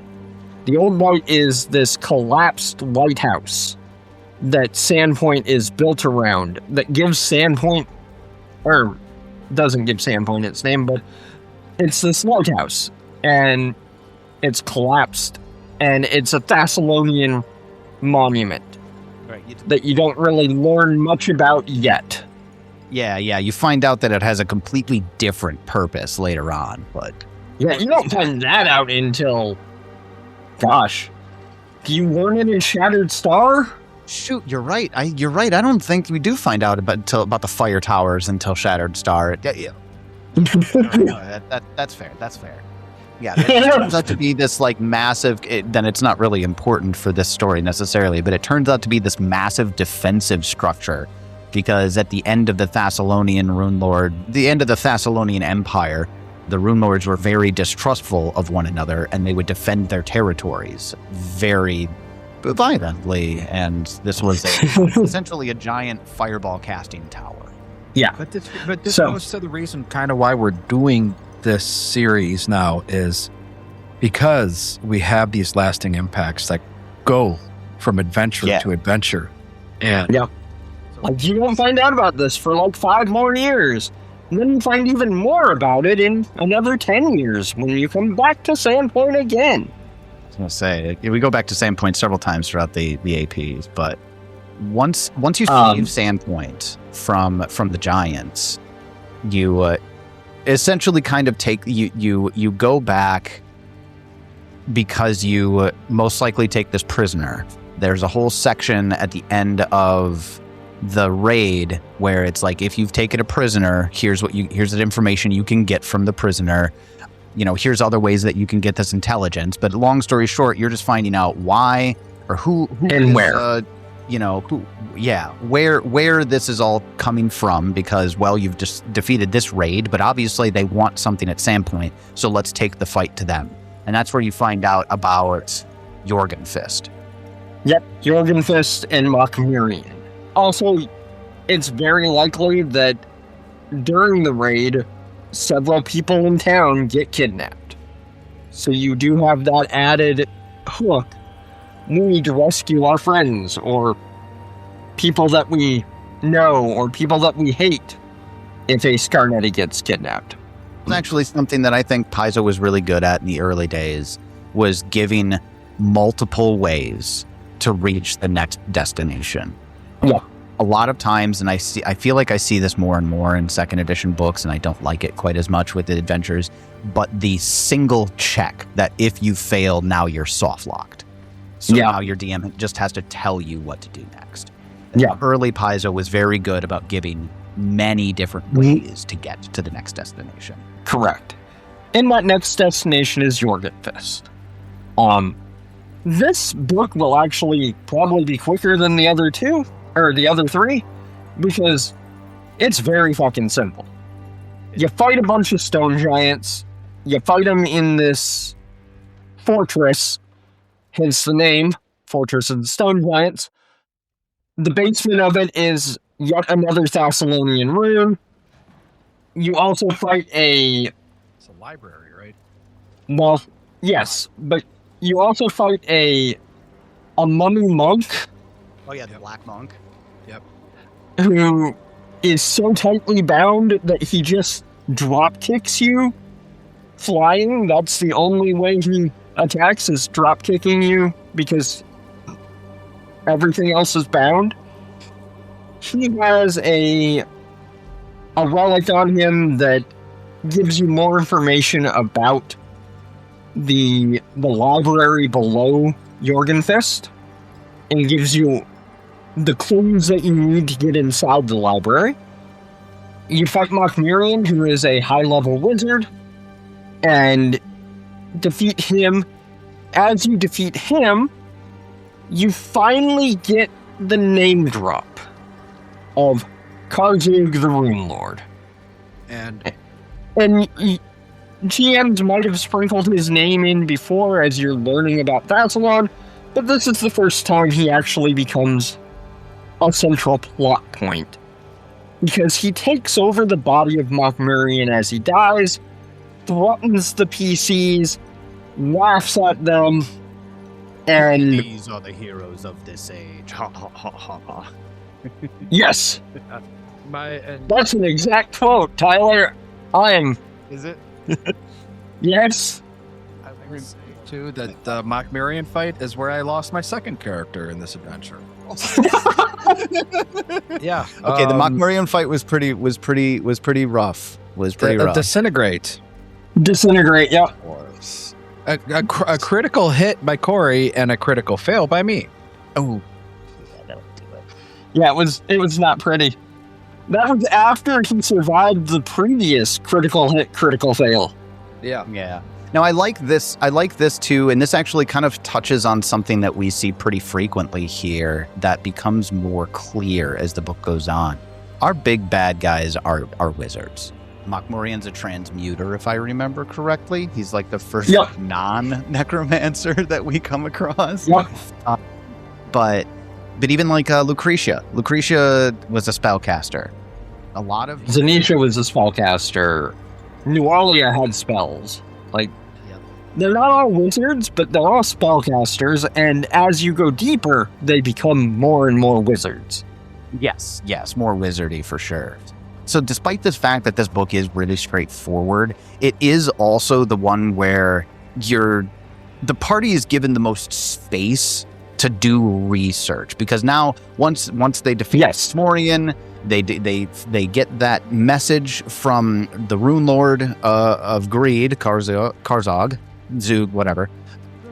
And now they're like, okay, this guy was an ancient Thessalonian dude. We're in an ancient Thessalonian library. Research time, right? Yeah, because that's actually not where book 4 will typically end, because typically you save researching in the library until after you defeat the big bad. So, book 4 will end with research instead of boss fight. Interesting, because it actually, and I like it because the research leads directly into where you're going with 5. Because when you're researching Karzog, you're definitely supposed to put forward to the players this guy's gonna beat your ass if you show up. He's gonna beat your ass, and he's not even gonna try to do it. He'll sneeze, and you'll all die. You need something to help you take him down. Yes, you need something specific. So this is where you also do some of the research that leads you to the next book, book 5, my favorite in the whole series. And we'll get there in just a second, because I want to touch on a couple more things about the library, because I love the library. I'm really excited. First, the library is guarded by one of my favorite Paizo creatures, and also my least favorite Two-Face as a player. The librarian. Do you remember, Tyler? The Clockwork Librarian? No. He's not the guard. He's the servant. Servant. It's guarded. Are you talking? It's guarded by shining children. Okay. No, Shining Children. Yeah, all right. They're okay. They're kind of a pain in the ass. I thought we were going to touch on the Headless Lord. The Headless Lord is one of my favorite monsters in this book. That was fun. It was a giant that had no head, and it was just an undead. It was an undead like ogre zombie or something like that. Yeah, something like that. And his head was actually in Mothmirion's chamber to keep Mothmirion updated on what the heroes were doing. Yeah. The other thing I love about the library is the Clockwork Librarian. He's just this little fun little guy that helps you research, and he's adorable. He's the how is this thing still functional, and he proves it many times. I played this one when I did it. I played this one like a glitching computer. I think is the best way to do it. Tons of fun. Yeah. So, like Tyler said, you get clues that to actually defeat a Runelord, you need something called a dominant weapon. And the only way you can get a dominant weapon is by going to somewhere called the Runeforge. You don't know how to get there yet. No, that's the So, book 5. Which leads us into Book 5, Sins of the Saviors. You go back to Sandpoint, because it's your hometown, it's where your home base is. Presumably you rescued a bunch of prisoners. Actually, I think I skipped over rescuing the prisoners in the most recent game. Whoops!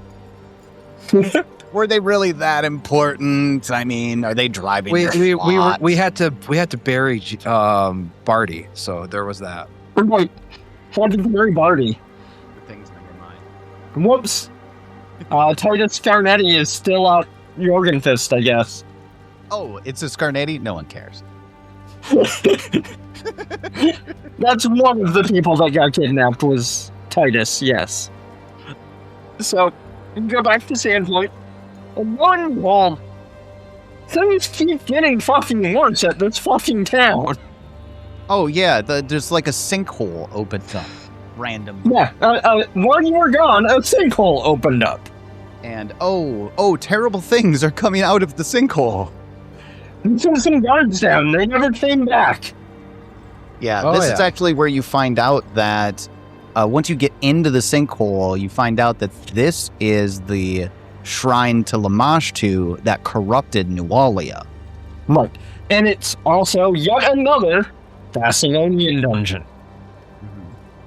And this is the first place you find out that underneath Sandpoint is this giant network of Thessalonian dungeon. So, you go down into the sinkhole to do better than the town guard did, because now you are actually big damn heroes. You're not just first level adventurers that everybody thinks are big damn heroes. You're somewhere around 12th level actual big damn heroes.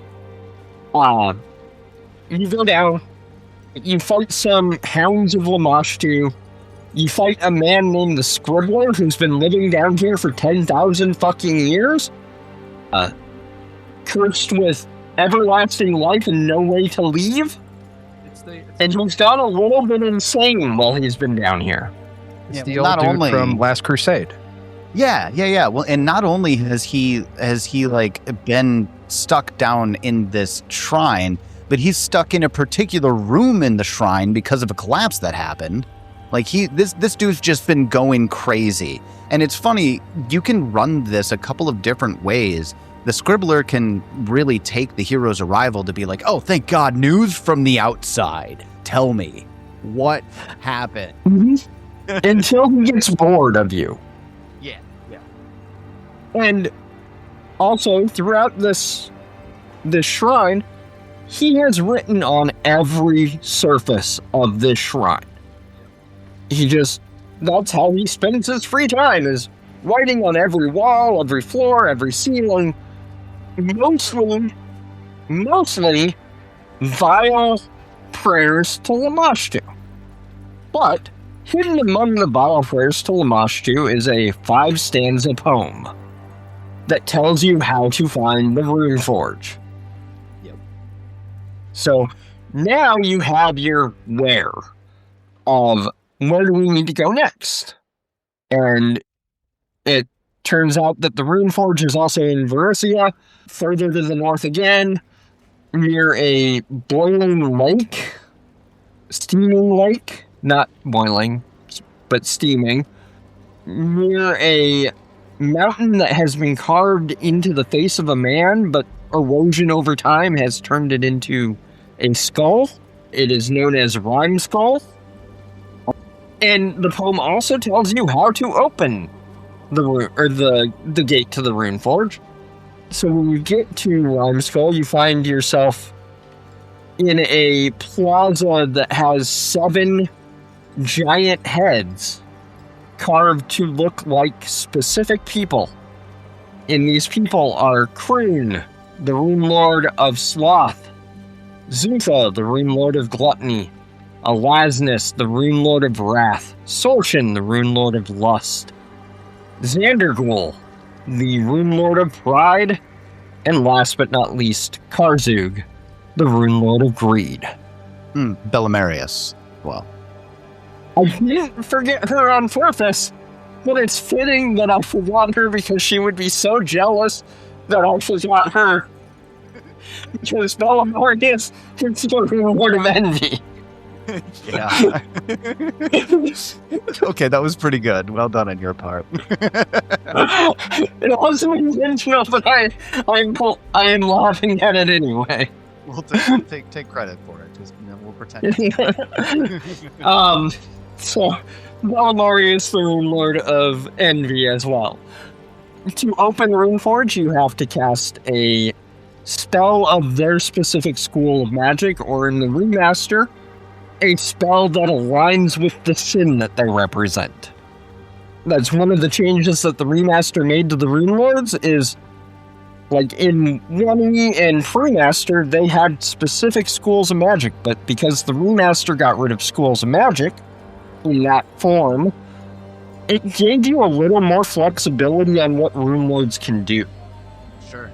You know, it gave you a little more flexibility on what spells they should have that are their spells, right? So I do. But one thing I understand. I understand why they did it. I do. The one thing I didn't like about that change is specifically that there's no schools that are rejected by the Runelords. they are, actually, though. They still do. They still have that. Yeah. But it's just more specific to spells that they reject as opposed to schools that they reject. It's types of magic stealth. Let me pull up the archetype, just to give you... I've looked too much in yet.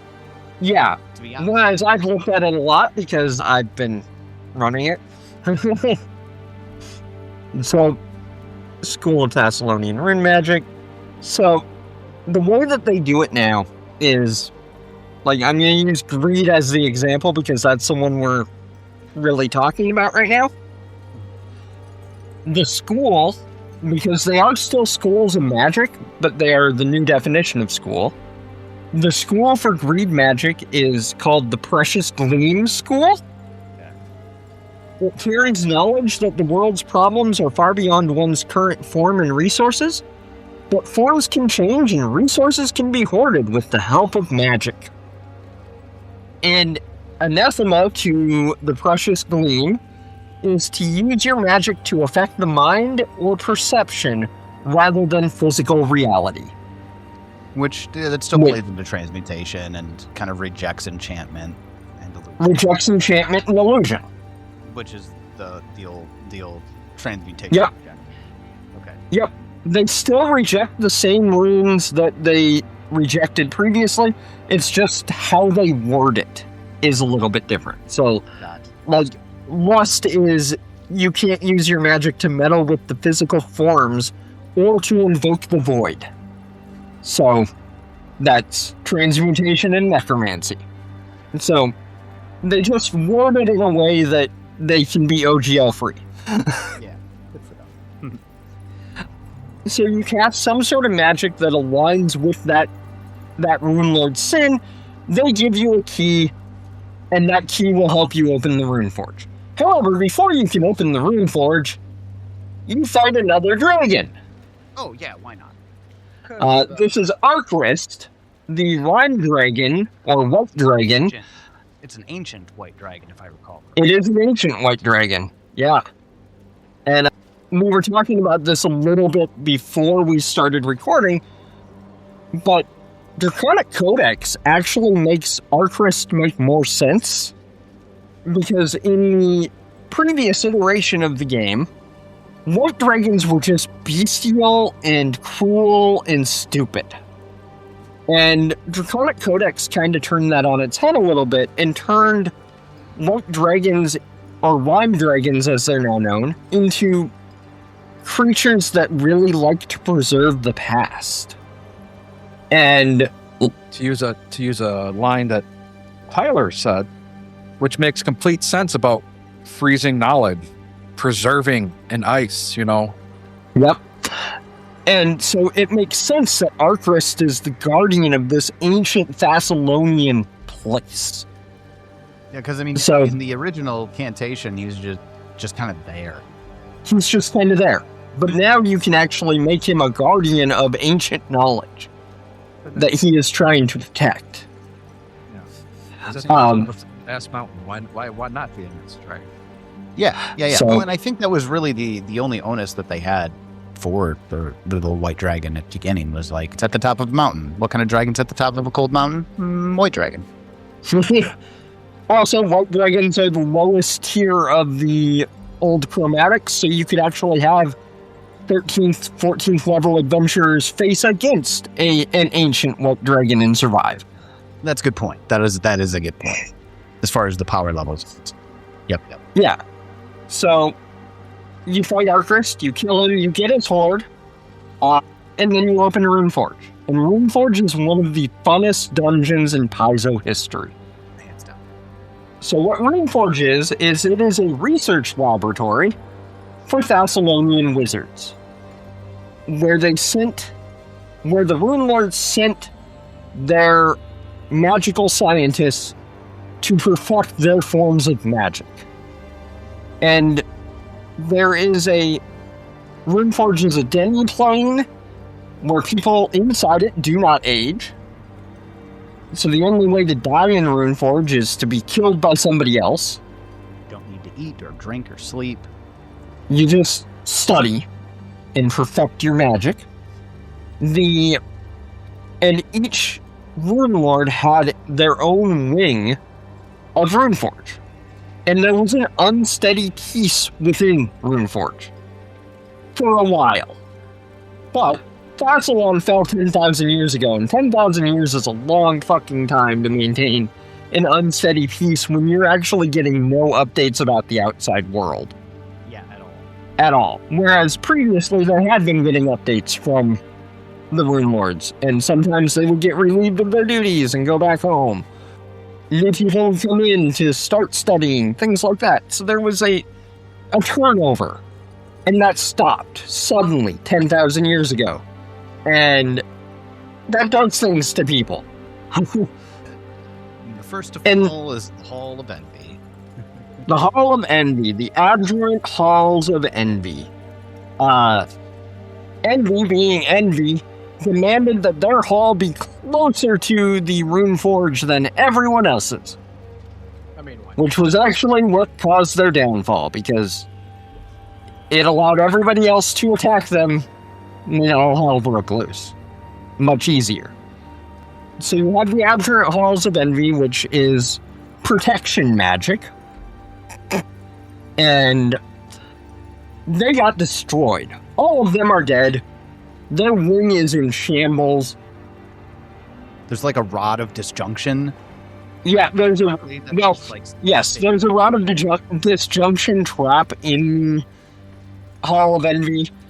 And these are presented in a way where your players get to choose which section they go to first. Yeah, and the entry of the place is split up, and you can see it's almost like the entry is split up into the 7 points of the star. It is split up into the 7 points of the star. In each octagon, though, because there's the hall you come in, which is an 8. right. Oh, Yes, there is an 8th passageway that is the hall you come in through. Intentional touch on the secret divination, Runelord. And again, once you get inside, there are full-size statues of each of the Runelords. And it's notable in that these are full-body statues, and Socians is described as being completely bare-ass naked. Yes.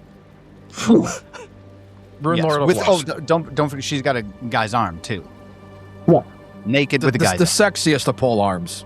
Yes, it is the sexiest pole arm. Let's be real. It's the other thing. Runelords all have a standard pole arm. They use a pole arm like other wizards use a staff. And each office of rule, essentially, has their own Runelord, or their own pole arm. Sloth has a spear because it is the laziest pole arm. Because it's just a stick with a sharp point.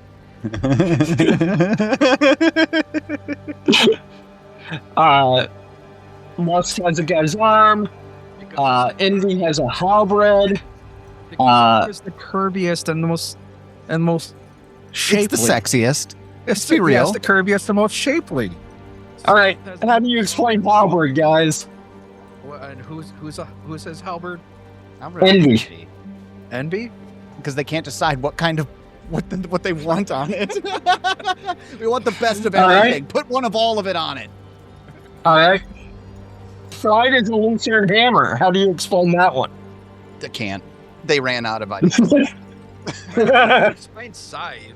I mean, that makes sense. Yeah, necromancy, gluttony is a scythe.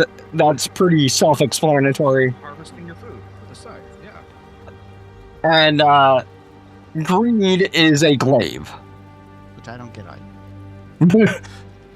So, isn't it a blade with a hook at the bottom of the blade? So pulling it to you because you want it. Huh? Oh, that's an interesting take. I like that. I like that. So we've got everything except for the hammer. The Lucian hammer. Got nothing for. I got nothing for the hammer. I don't know. Pride. It looks the coolest. Well, we've established so, the coolest looking one. Exactly.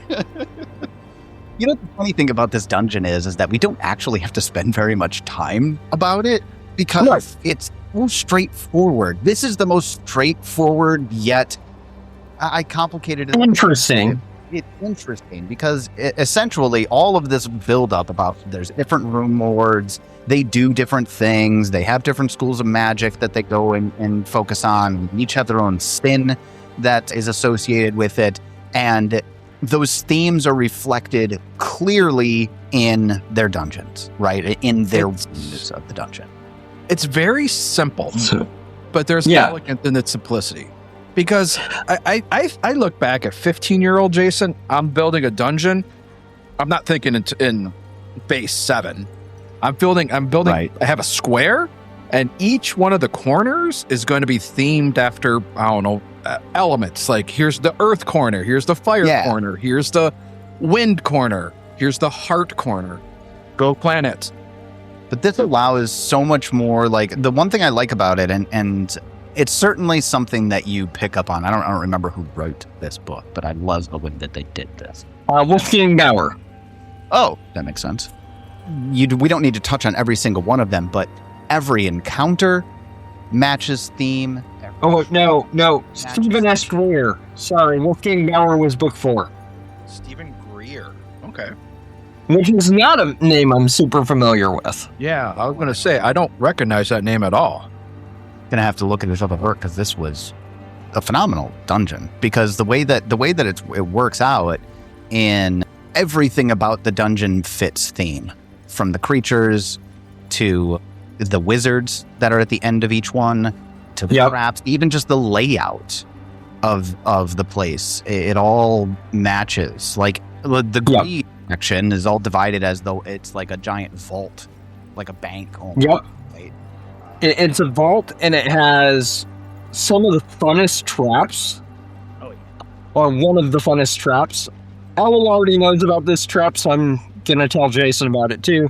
There's a trap that might turn you into a goldfish, Jason. Hey. Oh, the mist. I forgot about the mist. But yeah, like, so each wing has its own populace. Sometimes it's a single person, sometimes it's multiple people.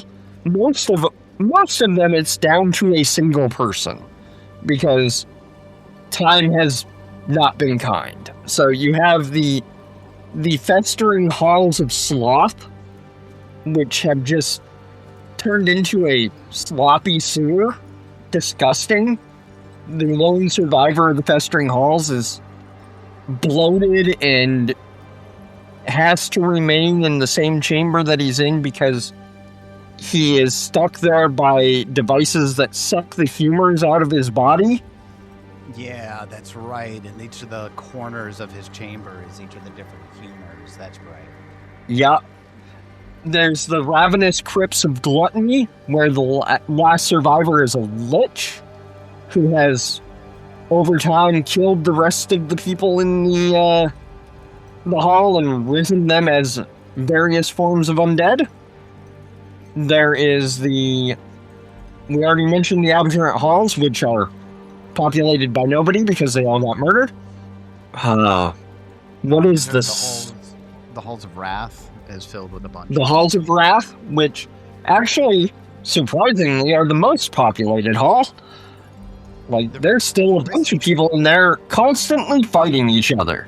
Yeah, they're very militaristic, and they're run by this high lady something. Athroxis, that's right. But yeah, they're very militaristic. So although they're constantly training and fighting, they're also very regimented in that regard. And even the other thing I really like about this dungeon is that each of these wizards that you're facing at the end they play so different. They feel so different because they all have different specialties. Yeah, exactly. And you're actually, the tactics that you're going to be playing them with are going to be completely different from one another. And it just plays very well into, keeping those themes.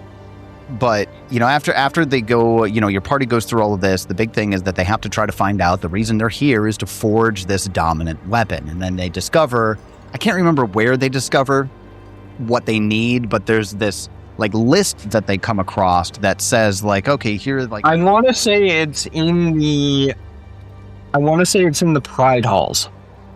You mean the one that's just a big room with mirrors in it? No, that's the main chamber, but he's got the library behind it. Secret. Yeah, there's a secret door, the the whole Pride bit is really cool. I liked that fight. Yeah, the Pride bit is that the person who was stationed, or the last surviving person who was stationed here for Pride, he's kept alive by the Runeforge, but that doesn't stop his dementia. Yeah. And he's gotten around it by creating clones of himself. But every clone body, the dementia onsets faster. And it's a matter of whether he can learn enough to produce this clone again before the current one dies. It's just a really cool concept of he finally succumbs before he can learn enough to do it again. And he's the one that has all the notes of the Runeforge.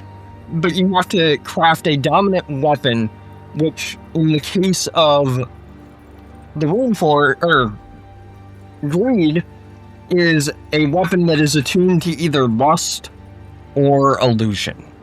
Yep. Pride. Opposing schools. And so, to make a dominant weapon, you have to collect an ingredient for that dominant weapon, and you get the list of ingredients in the dungeon that can craft these things. the other cool mechanical thing about the dungeon is the adventure pack tells you at the very beginning, hey, you should keep track of the virtuous and sinful things that your party does while you run this game. That comes into play here. And so you've been keeping a tally of the shit they've been doing. Mostly probably sins, but some virtue in there because they're good guys ostensibly. Not my priest, the Volca. Yeah, no, you have virtue. You're the one player that will be unaffected by this mechanic. Congratulations, Jason. I guess I have a few sessions before we get to that, so I could just do a 180 on my priest. So, you've been keeping track of what kinds of sins your players have been doing over the course of the last 4.5 books. And now you get here, and it tells you, hey, when they go into the hall that is aligned with their sin, they get a bonus. But when they go into either of the two that is opposed to their sin, they get a penalty. And that's just a fun mechanic. And a fun way to make your players' actions have consequences. Because if you've got a player that has been stealing from everybody, stealing everything that's been bolted down, all of a sudden they're failing will saves in the illusion chamber because they're greedy little son of a gun. So like that's just a neat little thing. Well, when they go through and discover that you know what. Oh, I don't know if I should give this away. Jason, you know what you need yet? Not yet. You don't need to worry. He's good at compartmentalizing. Good. I get out of character shit. Because you're essentially, since you're trying to attune this to either pride or lust, you're either getting like either a piece of a mirror. I know where you're going with this, Tyler. Of a mirror that, I know you called me David for a reason there. A piece of a mirror pride guy has looked into at any point, or the succubus in the lust section, maybe one of her dildos? A butt plug? Something like that. Magic sex toy. Yeah, you're looking for a magic sex toy from the succubus that's in the lust section. It's just so funny to me. So funny. The best part about this dungeon, too, is not something you see very often before we totally move on, because we have the last incident after they create the weapon. But your party doesn't have to do the whole dungeon. They don't. No, you can just do the room that you need if you find out what you need. If you find out fast enough, yeah, you can just do what you need. Like if you go to Pride first and you learn that you need this and this, you're done. That could be it. You could just finish this by going to Pride, yeah. We went to Gluttony. We went to Gluttony first. I'm not entirely certain that the list is in Pride. You know, now that I think about it, it probably isn't, because that would make it too easy. So that seems too I don't remember where the list is, though. Huh. Yeah, anyways. I'll find out on Saturday when I run the next chapter. Let me know, because I'm curious. So once everything, you know, the ingredient is gathered, the party creates, or, you know, essentially what they're doing is they're blessing this weapon. And I like this part about it too. They're not like creating a weapon. They're taking a weapon that they've already been using for the entire campaign and turning it into a dominant weapon. So the party kind of gets this option to be like, all right, who's our damage dealer? Who's really going to be delivering the final blow here? Let's dip that weapon. And you also don't have to do just one. You can make several different weapons too. And they don't have just throw in 6 different dildos to get 6 different weapons. Exactly. It's going to be Ash's fist, isn't it? He's going to be fisting.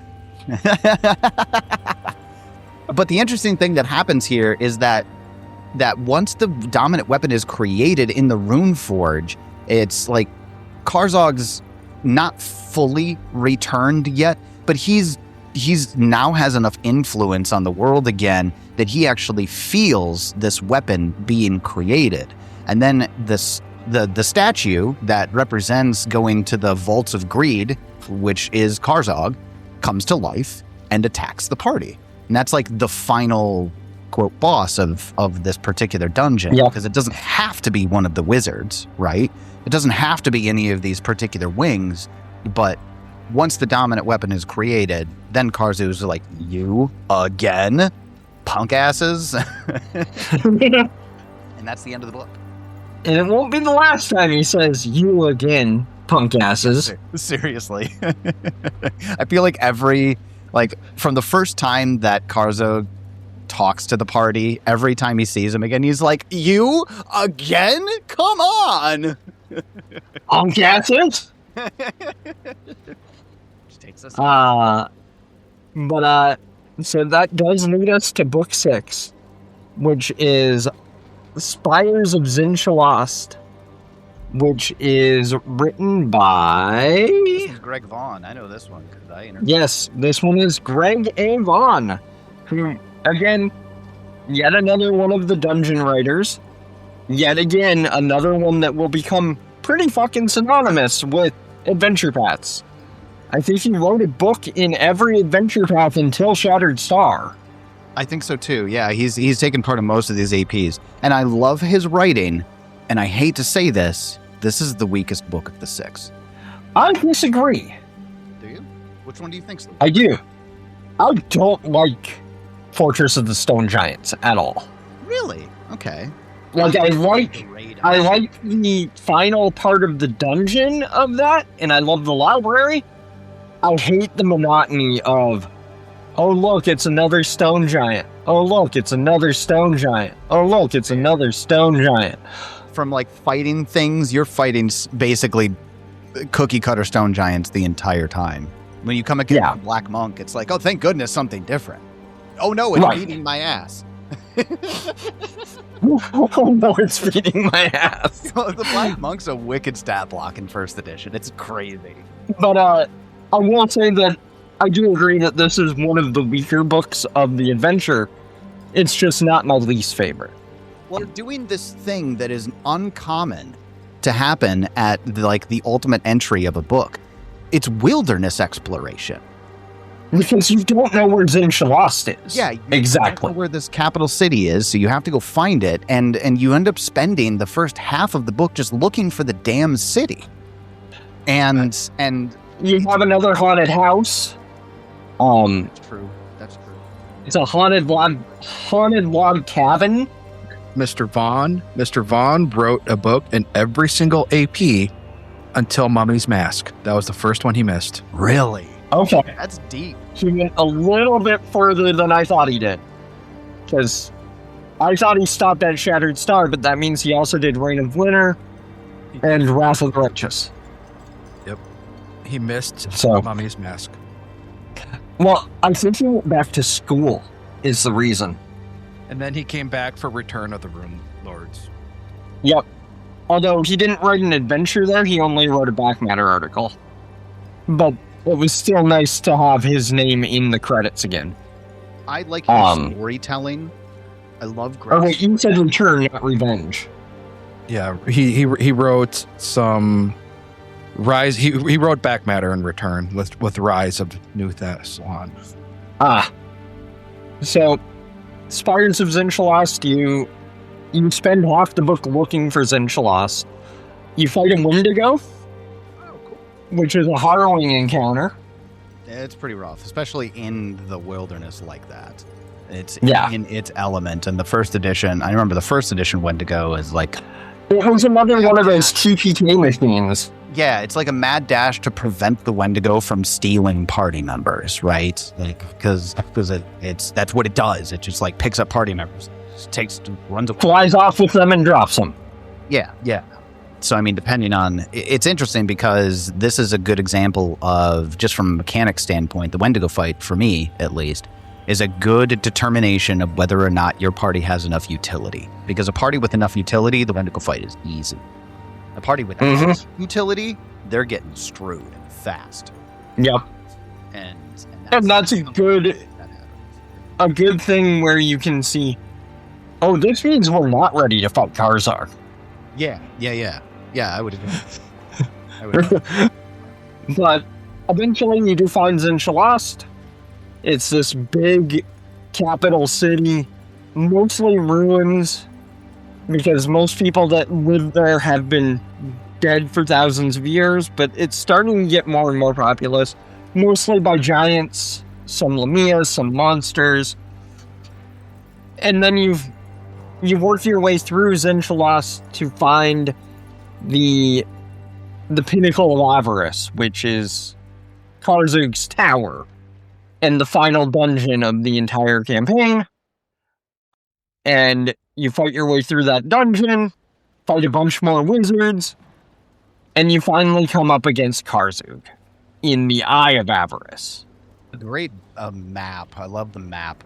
Yeah, it's this chamber filled with molten gold bubbling around him as he sits on his throne waiting for these insignificant fleas that have been pestering him for 3 books.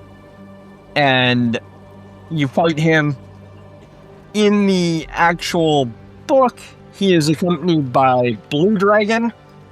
I'm going to tell you right now, I'm replacing the blue/Stormcrown dragon when I get there, because there is a better thematic dragon to put with Karzug now. Oh, I can only imagine, yeah. Can only imagine. But it's not just that either. He's got a rune giant that's in there with him, which you've been fighting out. Your travels in Zinchalas, like there are just rune giant patrols that you'll run across. I think there's some storm giants in there as well. I think so. It's a stacked fight. The dragon that I'm going to replace the blue dragon with is a fortune dragon. That is exactly what I thought. Yeah, makes sense. Well, of course, the Runelord agreed is going to have a fortune dragon for a pet. Like, that's one of the things I loved about Revenge is, like, that's the other thing is all of the Runelords have their own pet dragons, and some of them made sense in 1E, some of them did not. A blue dragon with Runelord of Greed? A white dragon with the Runelord of Wrath? Yeah, no, that one tracks. That tracks, yeah. But now I can put a fortune dragon with the Runelord of Greed, which actually makes thematic sense. With the Runelord of Pride, they gave him Mirage dragons, because those are all about illusions and looking pretty. So, but now you have your final fight with Karzug, you win. You've now discovered Zinchalas. You open it up for tourism, essentially. Or not tourism, but archaeologists and tourists. Some tourists, if they can survive the trek up there.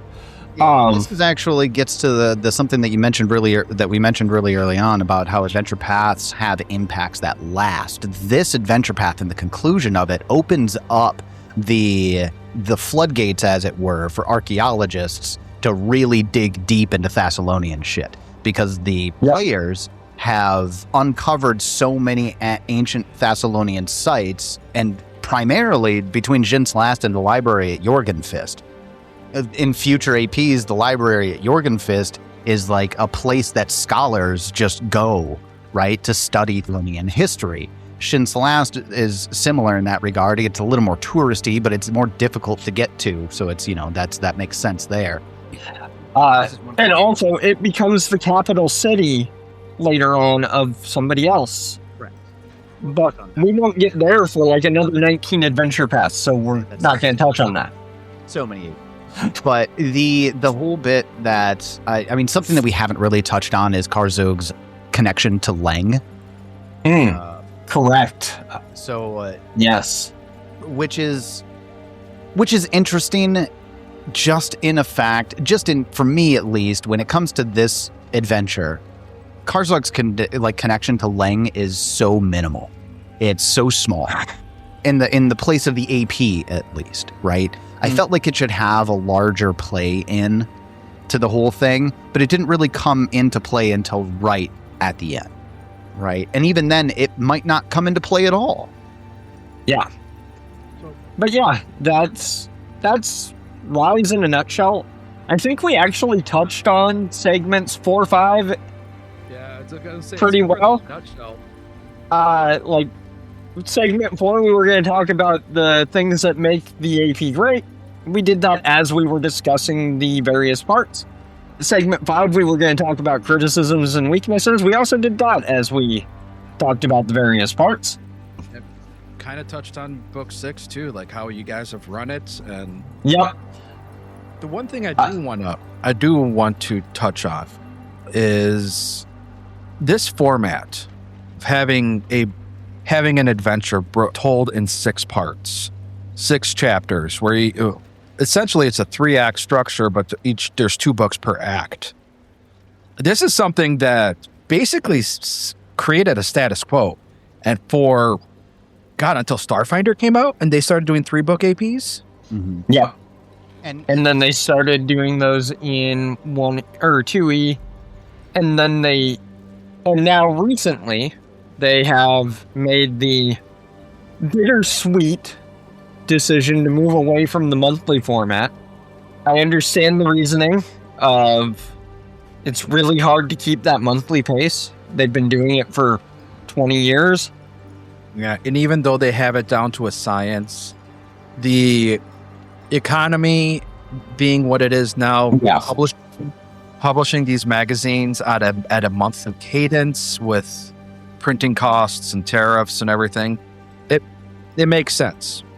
They are still doing adventure pots, but they're doing them in a little bit different format. They're not going to be serialized anymore. They come out once a quarter, all at once. They are still written by multiple authors for the most part, but I said it's bittersweet. It's bitter because you're losing the history of the Adventure Path format, as has been established for the last 20 years. But it's sweet in that this allows them a little bit more cohesion.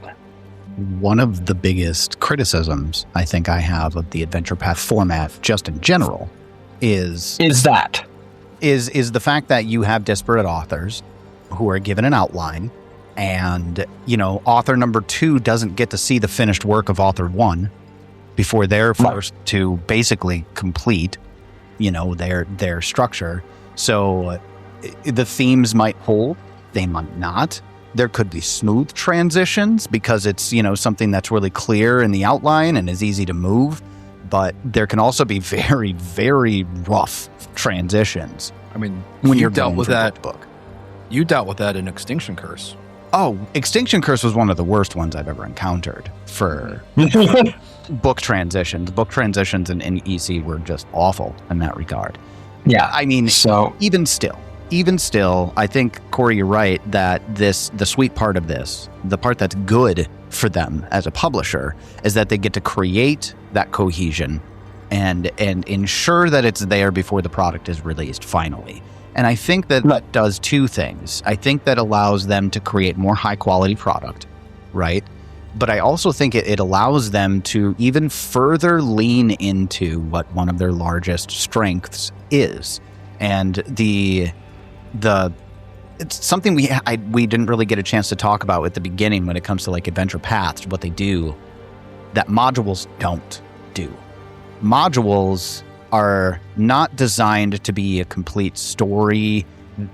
Sorry. They're a complete story, but they're not a complete campaign. They're not designed to encompass a character's adventure, right? Their lifetime of adventure, right? Whereas these campaigns are more designed to encapsulate the lifetime of an adventurer, right? They take you from 1 to 17 for a long time. Well, it depends on the AP. Especially in 1E, they varied. A lot of them took you to 17, but some took you to 18. A couple took you to 20. Wrath of the Righteous and Return of the Runelords. I was going to say the first one was Tyrant's Grasp, if I recall correctly. Tyrant's Grasp was the first 1 to 20. Tyrant's Grasp doesn't get you to 20.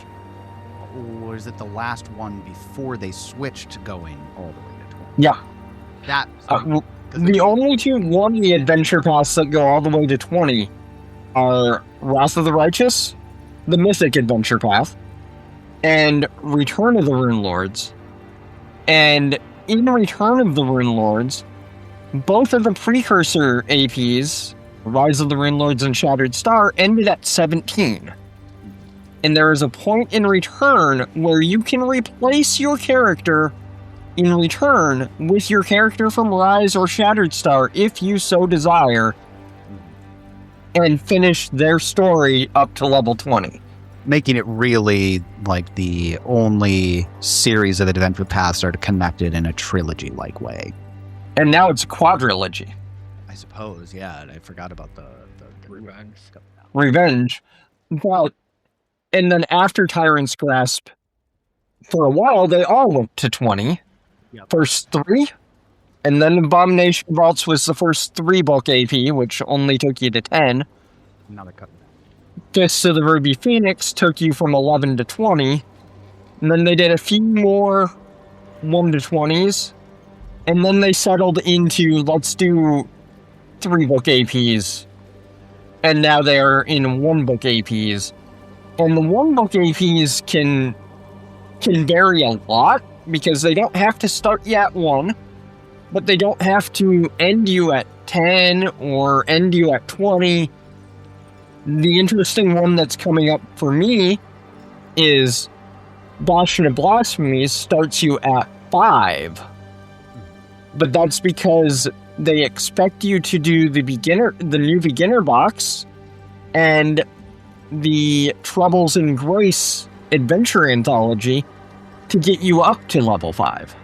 So they are still building out if you want to play your character from level 1 and go all the way through Bastions of Blasphemies, you can.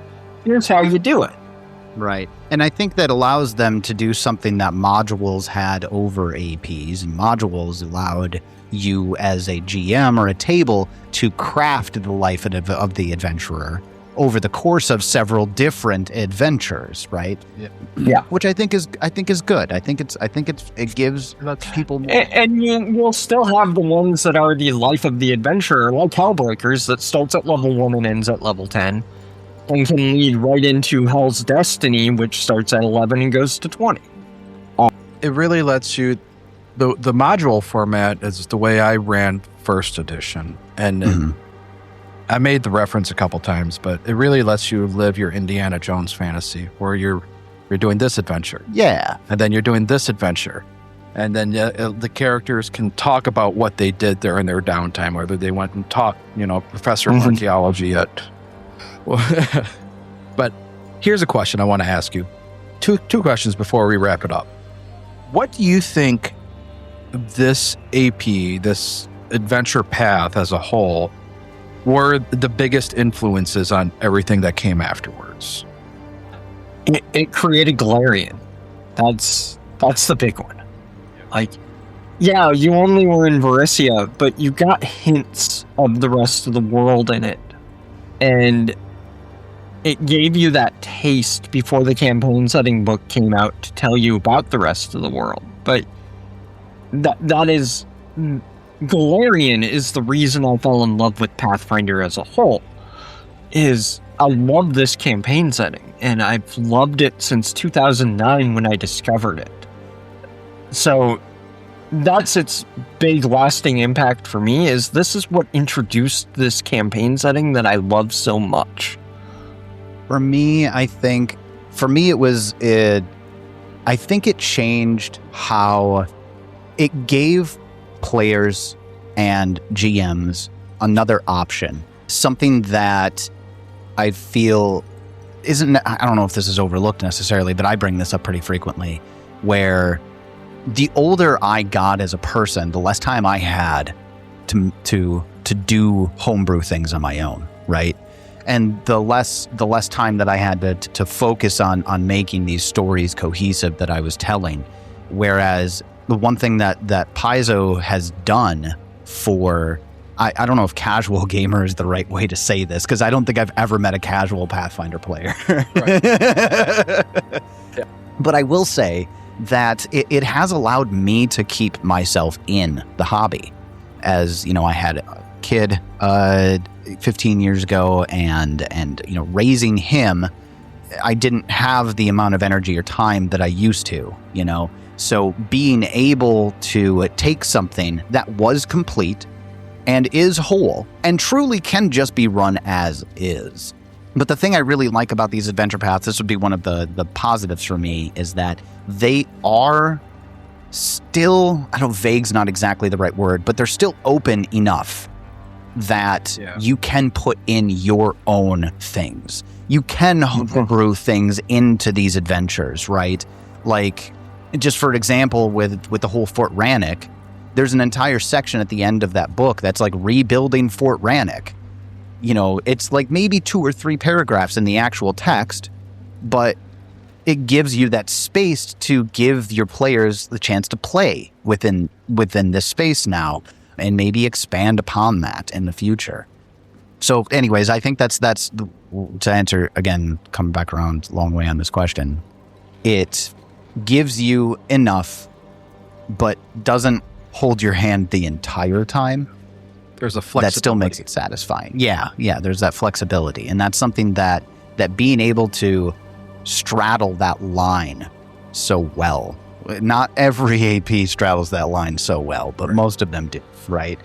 There are some that are very on the rails, but unfortunately, but that's something we talk about. We said it at the beginning. This is Paizo's strength, and it's their strength for a reason. And nobody else does it like they do. Nobody else is even trying to do it like they do. Yeah. It's, for me, it's the biggest influence that this particular AP has is it was the first time, and I said this at the top of the episode. It was the first time I saw where outcomes and choices that were made during the adventure had a lasting impact on the world itself. It wasn't that, oh, you just did this and then, okay, put all the toys back in the toy box and it's back to status quo. Yeah, that's a good way of putting it. I do really like that metaphor. Yeah. And, like, to use my first campaign of it as an example, like, since I have moved to different adventuring groups, I don't use this canon anymore. But when I played it, or when I did this first campaign, it ended with a new Runelord of Greed taking the throne of Zinchalost, because one of my players got, I can't remember how it happened, but he got convinced that he was actually the Runelord of Greed, and that Karzug was the pretender. And when they killed him, he took his rightful throne.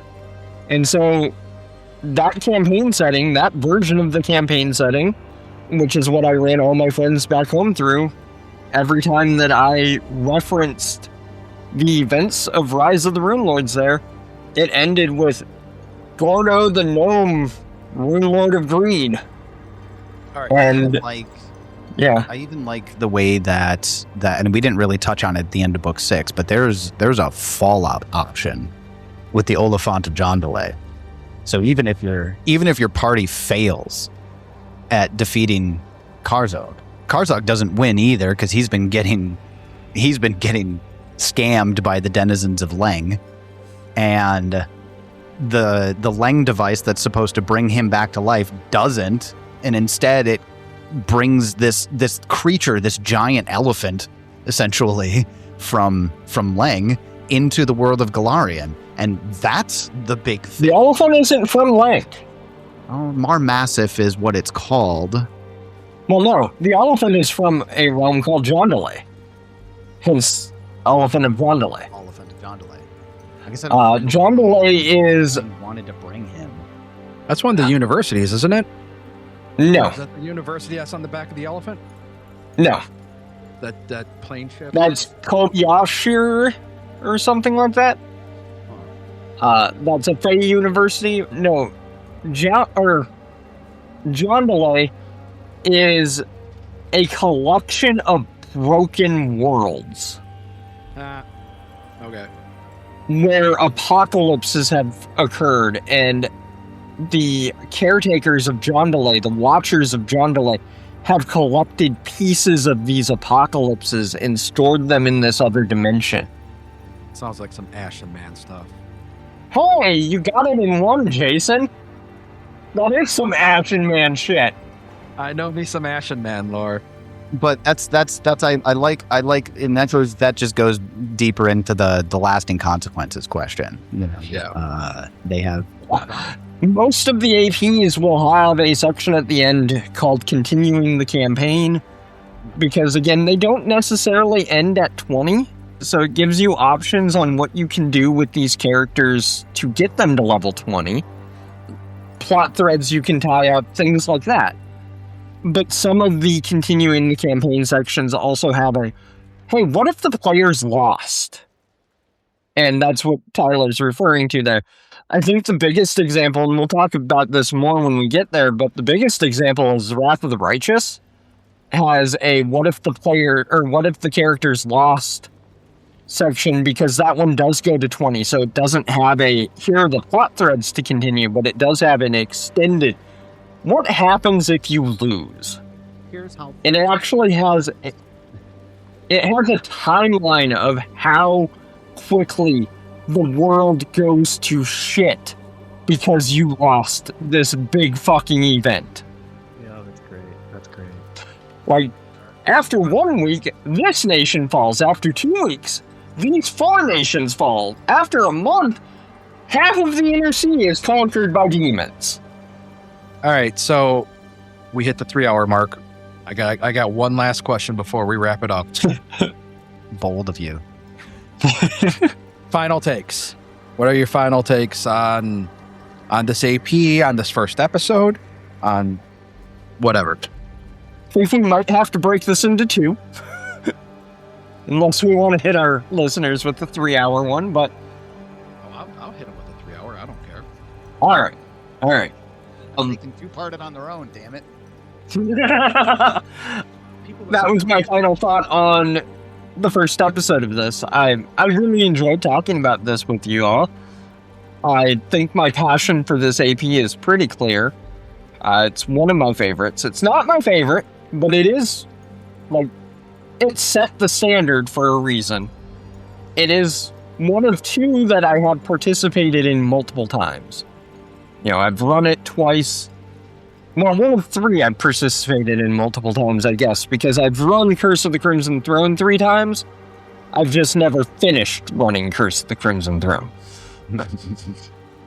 And Wrath of the Righteous I played in and run. So, like, this one I've run twice, that one I've played in and run. Curse I have started 3 different times and have never yet finished.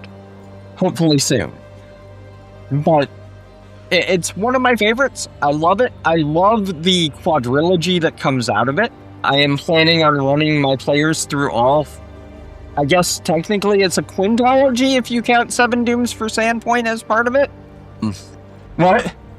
Kinda, I guess. Sandpoint's there, and there's Thessalonian stuff, but it still feels kinda to me. Feels kinda. The only reason I say yes is because 7 Dooms for Sandpoint ends at the level that Revenge of the Runelords starts. Oh, sure. Kind of like okay. they're meant to be run together. Gotcha. So you can transition from that into the other really easily. And it's what I plan to do with them. So I guess it's technically a quintology, but then again, 7 Dooms for Sandpoint plus Revenge of the Runelords amounts to the same amount of content as one first edition Adventure Path did. So, but I do plan on running all of that for my current group. I'm excited to see where they take it all. And we'll talk about the other ones that we're running for them in, oh gosh, I think 10 episodes for Shattered Star and 18 episodes for Return of the Runelords, and God, a ridiculous number of episodes before Revenge of the Runelords. All right, Mr. Tyler. I think that Rise of the Runelords for me, it's my Fellowship of the Ring. It's my Raiders of the Lost Ark. It's the thing that got me into, and it wasn't Golarion necessarily, it was this adventure on its own. I think what this adventure does better than most of Paizo's APs is it explores themes that are not they're not necessarily tied to one another, but it still feels cohesive, right? It feels like this is an introduction of your characters into this world. It ingratiates them to this place, Sandpoint, the idea to kind of get you to protect this place, and how that plays out and is communicated throughout the adventure is fun. But I also think that the big thing for me on this one is that it kind of has that first exposure place to me. So I have that bias, you know. I don't know if I'll ever consider any other AP more important to me, no matter how good they get, just because of what this one did for me when I first started. And some of my favorite stories of my table come directly from this adventure path. And that I think goes to show how well they tied these themes together. That we talked about it early on, where you're like, the first is like, hey, you're all adventurers, you're starting, you know, action based. The second one is the mystery haunted house one, you're investigating the murders, and they don't feel like you're doing the same thing every book, but it still feels like the same story. And I think they did that very successfully with Rise of the Runelords. Yeah. And as far as the show goes, I think this is great. This is an awesome idea, because who has the time to go through all these? Actually, apparently us. All of these. I would be happy to come back for any of them that you've done. Yeah, happily. I would happily. So we'll pencil you in for Extinction Curse and Bloodlords. There you go. I would love to talk about those. I think we already had you penciled in for Return of the Runelords. And Shattered Star. That's okay. I could do both of those too. I love those. I would the Runelord trilogy. Yeah, bring me in. I love it. That was planned. Because I'm a huge fan, and you know, as long as we're here and having the discussion about it, I think that this is something that I really commend you both for doing. This is going to be the fact that you got through all the gods +1, and you're going to do this again, but with APs. Props to y'all. The thing I'm excited about with this show is, like, there are APs I haven't read. Yeah. Same. And this will force me to sit down and read Second Darkness. Sit down and read Legacy of Fire. Yeah, we need You're to reach bringing out to Allard on Allard for Second Darkest, right? Yeah, we need to reach out. That's the plan. There you go. Yeah. and it'll be really, at the very least, and this is probably the part I'm most excited about, is comparing what Paizo was then to what Paizo to what they are now. Yeah. And we got a lot of that today, and you're going to get a shit ton of that in Second Darkness. Holy crap. Because so much has changed, right? Second Darkness didn't happen. Yeah, Second Darkness might as well have just not happened. You're right. It didn't happen. The Dwell don't exist. I don't know what those adventures were smoking, but for me, I think the big standout thing for me, or I should say the two big standout things, are just how individual and how cool each one of the big bosses are. Whether it's Nualia or Zanesha or Makmurian, like they all kind of have their moment in the spotlight, and that's not something I can say for the end book boss and a lot of ABs. Not many of them. Yeah. So villains, and in particular, also shout out to Cori because he's my GM for these, but making each one of the villains like as a standout. And then the second one is that Thessalonian. We kind of talked about this already, just the rune magic, the lore behind Thessalon. And this is something, I mean, we got a fairly good taste of it here, and it's only going to grow as we go on with this quadrilogy. So, yeah, we didn't even get to talk about the virtues of rule, although I suppose it's more of a Shattered Star thing. But yeah, we'll talk about that more when we get to Shattered Star, because it actually comes into play more there. Yeah. I I think all that's left to do is to wrap it up and tease the next episode. Yeah. Yeah, so we'll go ahead and say that we're doing this in order. So next episode's Curse of the Crimson Throne. And the hope is to get Griffin from A Hideous Laughter on, because they are currently running it. They're in book 5. That crew they're in the middle of it. It's one that I've run. I haven't run it to completion, but I have run it. Cori? Like I said, I've run it 3 times. I've gotten through book 1 3 times, through book 4 once, and I'm currently in book 4 with my current party. So, yeah, Tyler, do you want to shout out your network and what you're currently working on? Oh, yeah, definitely. So I am the game master most of the time for the MNmaxed Podcast. We are currently coming to the end, or getting to the end of our Bloodlords adventure on our primary feed. And that is really starting to ramp up. Actually, this week we get to have a really fun reveal with an old frenemy coming back, and I'm super excited for that. Is it Seldig? Oh no, so we'll talk about Seldig when we do Bloodlords. I got so much shit to say about that dude. But speaking of, I'm gonna need your services in about 2 weeks, I think.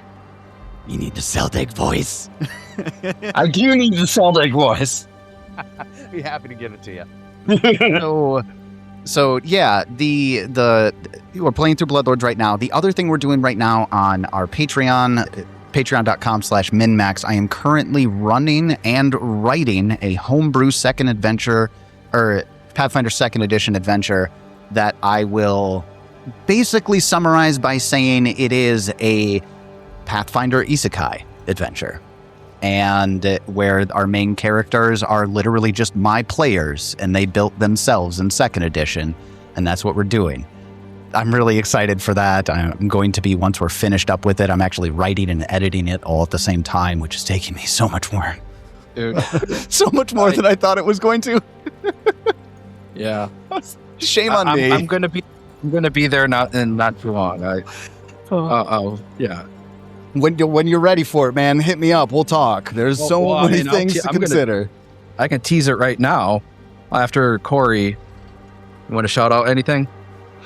Yeah, actually I do.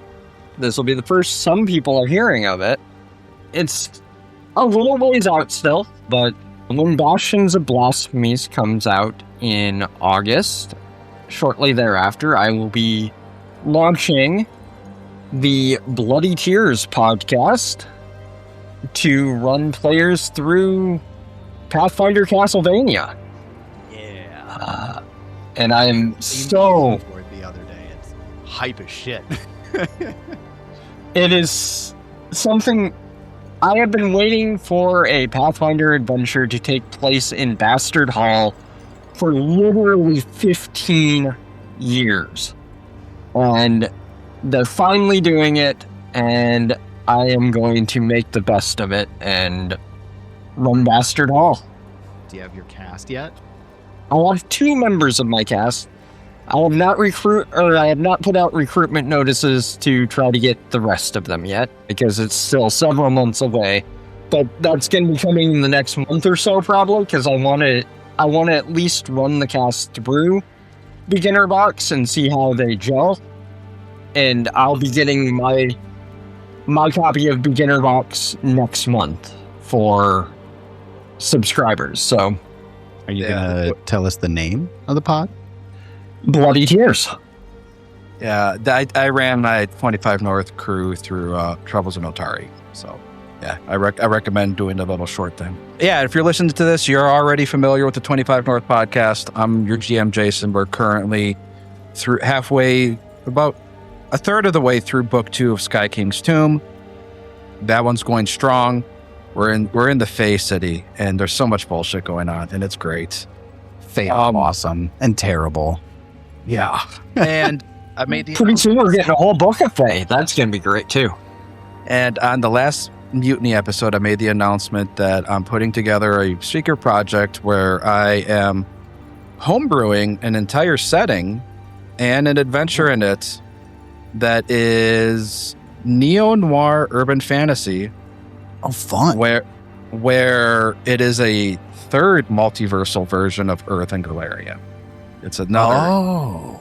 And it's one where technology is at the same level as our current Earth, but rather than science informing it, magic has informed it. And goblins and elves and dwarves and humans all coexist On Earth. On this version, on this planet. Awesome. And using both the Pathfinder 2nd Edition rule set, but with the Firearms rule set from Starfinder 2nd Edition. So that you can look for that on Patreon, but that's a little ways out. Writing the scenes as we speak, so. Nice. Good luck to you, bud. Yeah. Urban fantasy is something I've wanted to do for a very long time. And it's a theme, a genre that I don't think we get enough of.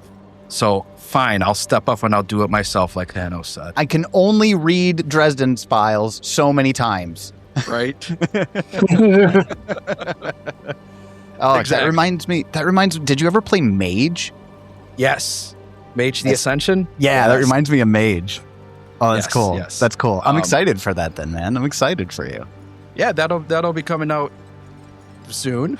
Yeah, don't promise anything. Soon, Don't promise TM. anything. That's the first thing I learned. Promise nothing. All right, folks. That's All it right. for us. Have a good one. Yeah. Bye. Bye, everyone.